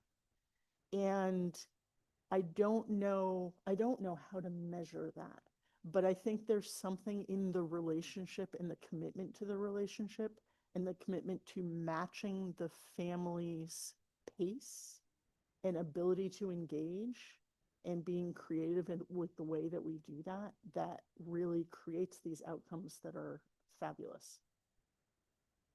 And I just wanted to add to that. So, I mean, I think we've had so many families who have come to us and have said, you're the first place to actually ask how I'm doing as the caregiver. And I think that says so much, because the attention is always on the client, who's the child. And I think we all have built our system to be a family systems model. I know we had one mom who came to us, and she needed support with her 2 boys. And then she called us 3 days later saying, I need to serve the boy's father with a restraining order, and I need to tell my boys, can I come back and get your support? And that is something that wouldn't happen in any other service. So when you think about the family's experience and what we're able to do, you can't put money to that, right? I think that that's sort of the biggest challenge, how to quantify financially the work that gets done in the UCCs. Thank you, because that is what I would have expected to have heard. And to me, that, and I appreciate all the data and the information, it's great. I also think that we can't lose sight of that piece of it when we're talking about how we're de-escalating children and how we're making sure that they can go back into a safe home environment and not be, you know, held in an ED, or, you know, I know we talked about beds. It just is another, to me, way of looking at this model as being efficacious, that we have to focus on. So thank you. That was it for me. Sorry, Alice, and then there's a question on the chat. Go ahead, okay. Alice. No, go ahead, Alice. Great question, Senator Moore. I want to just, first of all, great presentation. Data's fantastic, and great work. So many important points that were pointed out that I felt like we wanted to pay attention to. I think probably for most of us, the data of the length of stay in the ED compared to a medically complex individual, 3 hours, 29 hours, you know, that's a mom, a dad, or, you know, a family member sitting with a youth in the ED, not knowing what to do. And I know legislators asked for help with families on the universal intake form, which I've been working on a committee on that. And, you know, frankly, there's you can imagine a large amount of distress in the families who have to stay for that amount of time. And, you know, people over a 24-hour period, or 29 hours, you must have multiple providers, right? Because the shifts change. So they're going to come in and ask new questions, the same questions someone asked 8 hours ago. So that has to be in consideration when we're thinking about the family and what they need. The other thing that I think CHA pointed out was the ability or the utility of having some transitional help through leaving the ED, going home, mobile crisis. I'm not really sure, and as a provider, I should know why the ED calls a mobile crisis, where that happens. That I don't know if anyone can answer that question. Like, ED was the third referral source. So do they call mobile crisis to say, take the kid? Or like, how does it work? I can answer that. Oh, okay. good. Yeah, Alice. So we partner with, when I was at Connecticut Children's, I keep switching hats. When I was at Connecticut Children's, we partnered very closely with Wheeler Clinic's Mobile Crisis Center. We actually had kind of a back line to them when we were sending patients home, but had concerns about the length of time between, like, let's say we were discharging at 4 o'clock in the afternoon. They weren't going to be seeing a follow-up provider for a day and a half. Right. Mom was still feeling anxious. Mobile Crisis is a great transitioning and kind of bridging service. So we did utilize them quite a bit to ensure that when families got home, everything, as you noted, sitting for 24 hours in an emergency department is overwhelming for families. So when we're creating care plans and asking families to remember everything we said, it can be really overwhelming. So having Mobile Crisis come in as that aftercare bridge to reiterate care plans, remind families of next step safety plans, follow-up appointments, med management, et cetera, is a really nice bridge for a family while they're awaiting services. Yeah, I know Clifford Beers piloted a few different models. One is to defer away from the emergency department, but it would be interesting for the state to look at all of the it depends on where you are in the state and what is available and what organization allows things to happen. Maybe CHA can facilitate that. The other thing that I think is important is really looking at what are some of the presumed or real legislative or policy barriers. We're talking about the ambulances, and I know UCC folks have been working a lot with the ambulance folks, but Representative Nuncio was talking about the police. Sometimes there aren't real barriers, but people perceive that. So, and I was thinking, I don't know if the Department of Insurance or other folks who are sort of overseeing the healthcare could be involved in the conversation so that policies are written so that they're very specific. Thank you. Thank you. A couple hands up I see. There is a question on chat, and then I'll go to Representative Exum. Mickey Kramer, you noted on chat, question mark reimbursement for EMS for UCC transport. Did you want to elaborate? Yeah, I would, except for I have severe laryngitis. Sorry. I'm just wondering, I live in the northeastern corner, and honestly, it continues to be very alarming to me that the northeastern corner of Connecticut seems to really not access all of these really promising or wonderfully evidence-based things. So, right. So, where are our kids going? And I think at one point there was a question whether or not ambulances could get reimbursed for taking a child to a UCC. And I'm wondering, has that been resolved? I can only speak to our collaboration with DSS for Medicaid youth. DSS did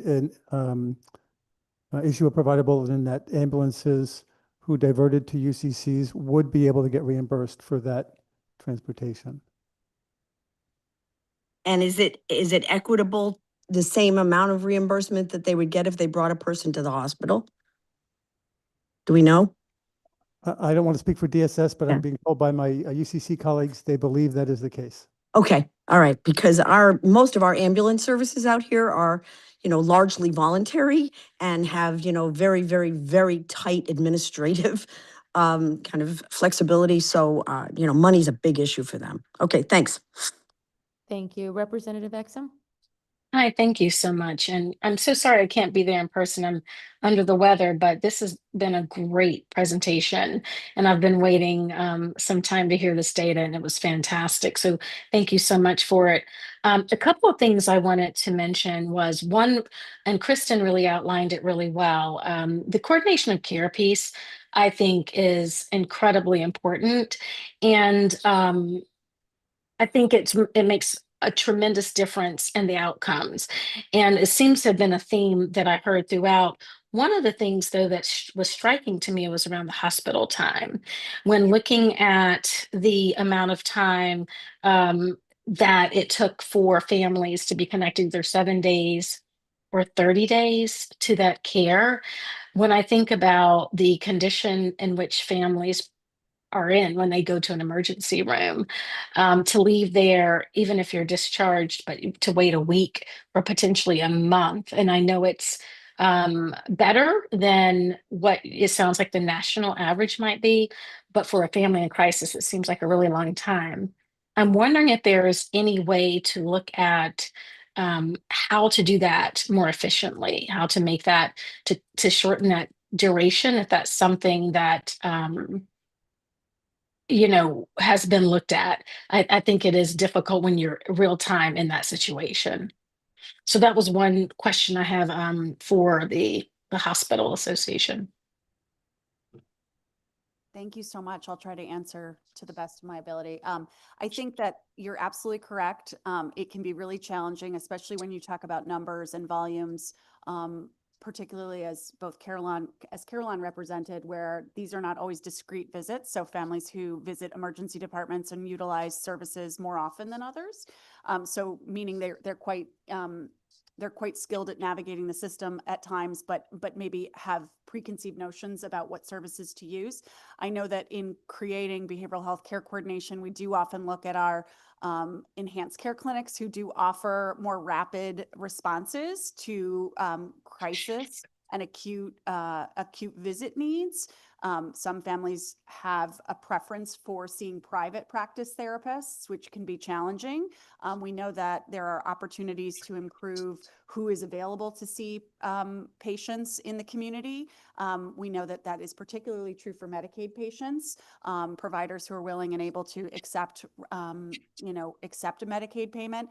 I know that we did see that need at Connecticut Children's when I was there, and we did create a transitional care unit, which was a clinic designed expressly for that purpose, so that children who had, let's say, a 2 to 3 week wait for services in the community.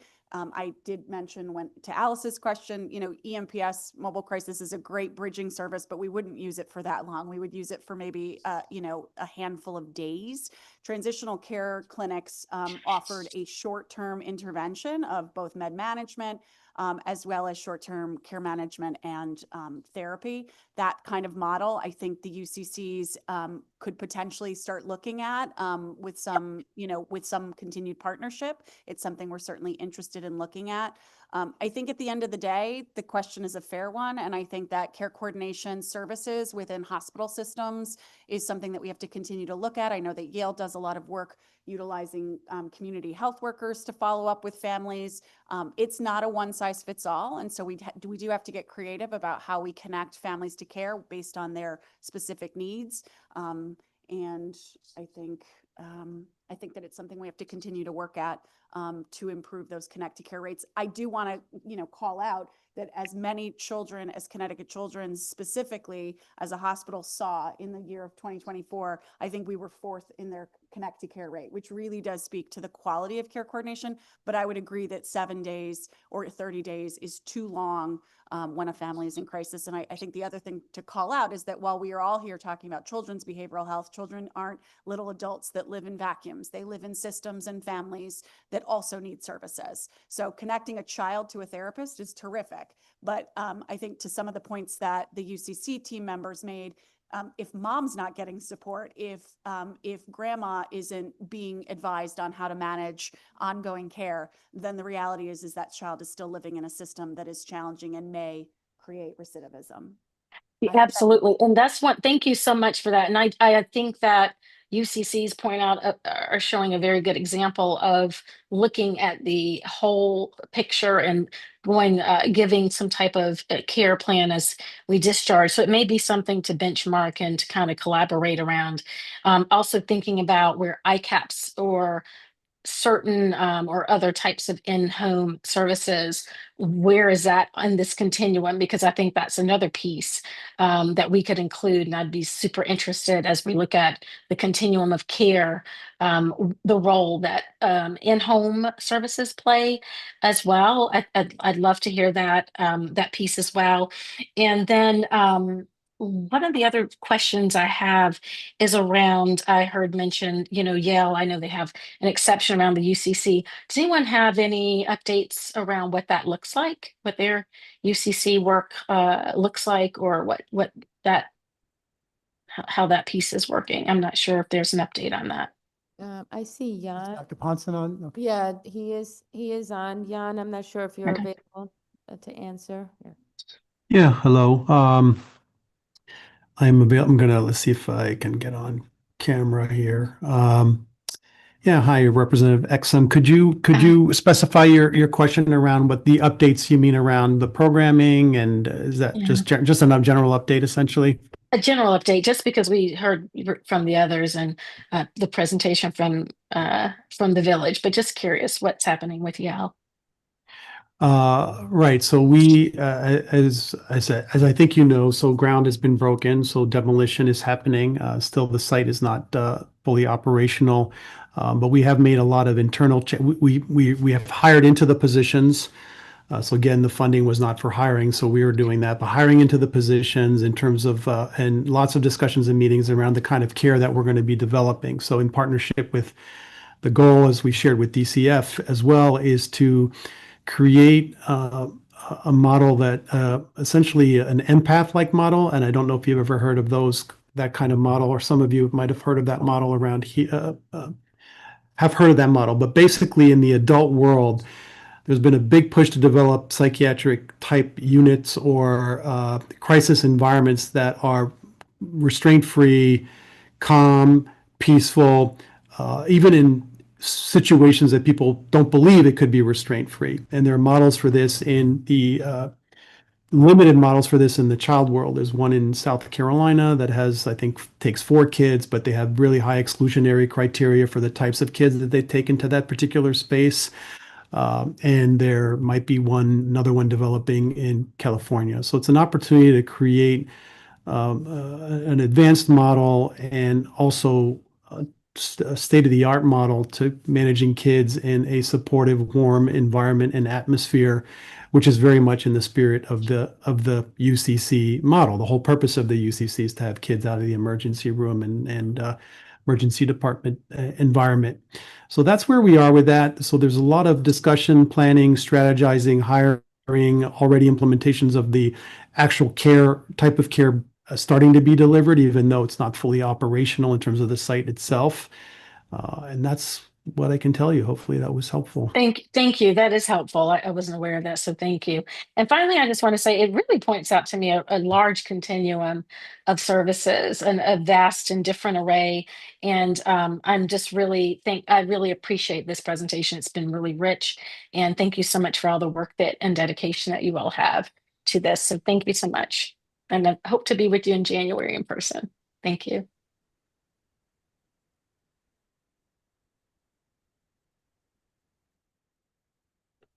Are there any other questions? I know we're over time now. Oh, yes, Lorna. Pardon me, thank you. I want to say around the table, yes, wonderful presentation. It's a thought that may turn into a question, we shall see. But with the data and statistics that were given, and there were areas where it was disaggregated by race, and we often saw and read how it was a disproportionate amount of services provided to Black and Brown children compared to the population. I just want to point that out because for some, they may just see that as, oh, it's a racial piece that contributes to that. And we know, and preach to the choir, we know that it's so much more than that. And recognizing that this is a continuum of care that we're talking about, we must also think in that regard when it comes to why is that happening. And as we know, behavior is language for the children. And so I encourage all of us to look deeper into why is that happening? What are they communicating to us? And that involves looking on a systemic level. And thank you, Allison, for making reference to that importance as well, in ways that really goes deep. And so I thank you so much for giving us the initial data, but we certainly know it's important how we interpret that data in a qualitative way as well. But thank you all so much.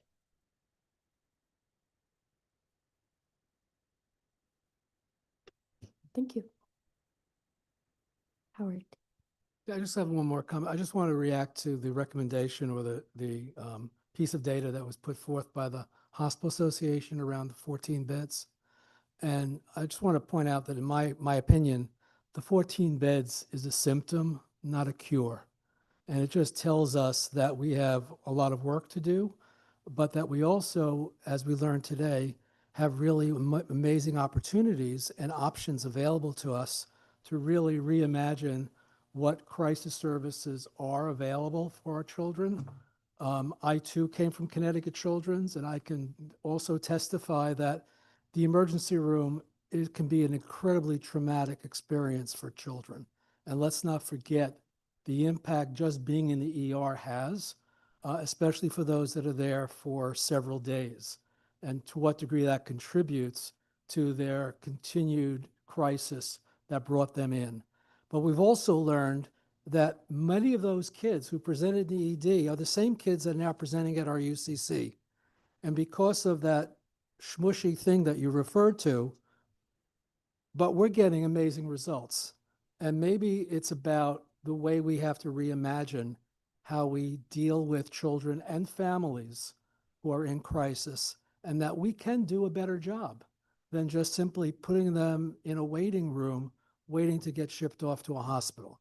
I think our goal has to be to avoid putting kids in hospital beds as much as we can and finding community-based solutions that will really help to put them on a better trajectory that is family-driven and out of institutional settings. Thank you. Then Amuna, I know you've had your hand up. Yeah, I'm sorry. I don't know what's wrong with my phone. Well, good afternoon, and thank you for sharing this data with us today. I want to start by acknowledging the importance of you presenting data. Give us a picture, a snapshot of what is happening in our community. But as I wear too many titles, but I come here today as a mother. I'm speaking today from that place first, but as someone who has lived through crisis moment with my own children, I also know that numbers don't always tell the whole story. Behind every percentage is a child. Behind every bar graph is a parent trying their best. Behind every trend line is a family looking for hope. Stability is someone who will show up when things feel like they are falling apart. Your data shows the challenges, the gaps, the improvement, and I appreciate the transparency. But I also want to gently remind us all families experience crisis in real life. It's not statistics. When a parent picked up the phone and calls 211, they're not thinking about data points. They are thinking, please, just let someone answer. Let someone help my child. Let someone see us. So as we look at your numbers today, I'm asking us to also hold the humility behind them. Because for families like mine, crisis response can change the entire direction of a child's life. When I hear data about responses times, I hear a parent wondering if they will be waiting alone in fear. When I hear about volume increases, I hear children who needs are rising faster than a system can respond. Sorry about that. I'll get too very personal in this speech, because when I hear about successful resolution, I hear the relief of a family who finally felt supported, maybe for the first time. When I hear about missed opportunities or gaps, I hear the experiences of parents who walk away feeling unheard, dismissed, or worse, re-traumatized. This is why family voice has to be part of the interpretation of data, because we are the one living inside the numbers. As we take in your data, I want to lift up a few things, which is data should not just inform, it should be transformed. Families want to see how this information will turn into action steps. Family deserves a seat at the table where decisions are made, not just as guests, but as partners. Prevention must be just as strong as crisis responses. We can only meet families at a breaking point. Follow up and aftercare matters to me. Crisis shouldn't be the end of support. It should be the bridges to stability. I want to close. Thank you guys again for bringing this information forward. It takes honesty and courage to look at the reality of crisis responses. but it also takes partnership and live experience to truly understand what those realities feel like on the ground. So I stand here today as a mother, as a leader, as someone who cares deeply about the families in our region. And I'm asking, let us use this data not to just understand the system, but to strengthen it. Not just to count the calls, but make every call counts. Our family deserve nothing less. Thank you. And I'm sorry, I always gaggle when I get nervous. You have a good day. Thank you. I think that's all we have. If I could just say, we really appreciate your comments at the end about there are families behind all of the data. And we appreciate you bringing that up. So thank you for staying on, and you did a great job, even if you were nervous.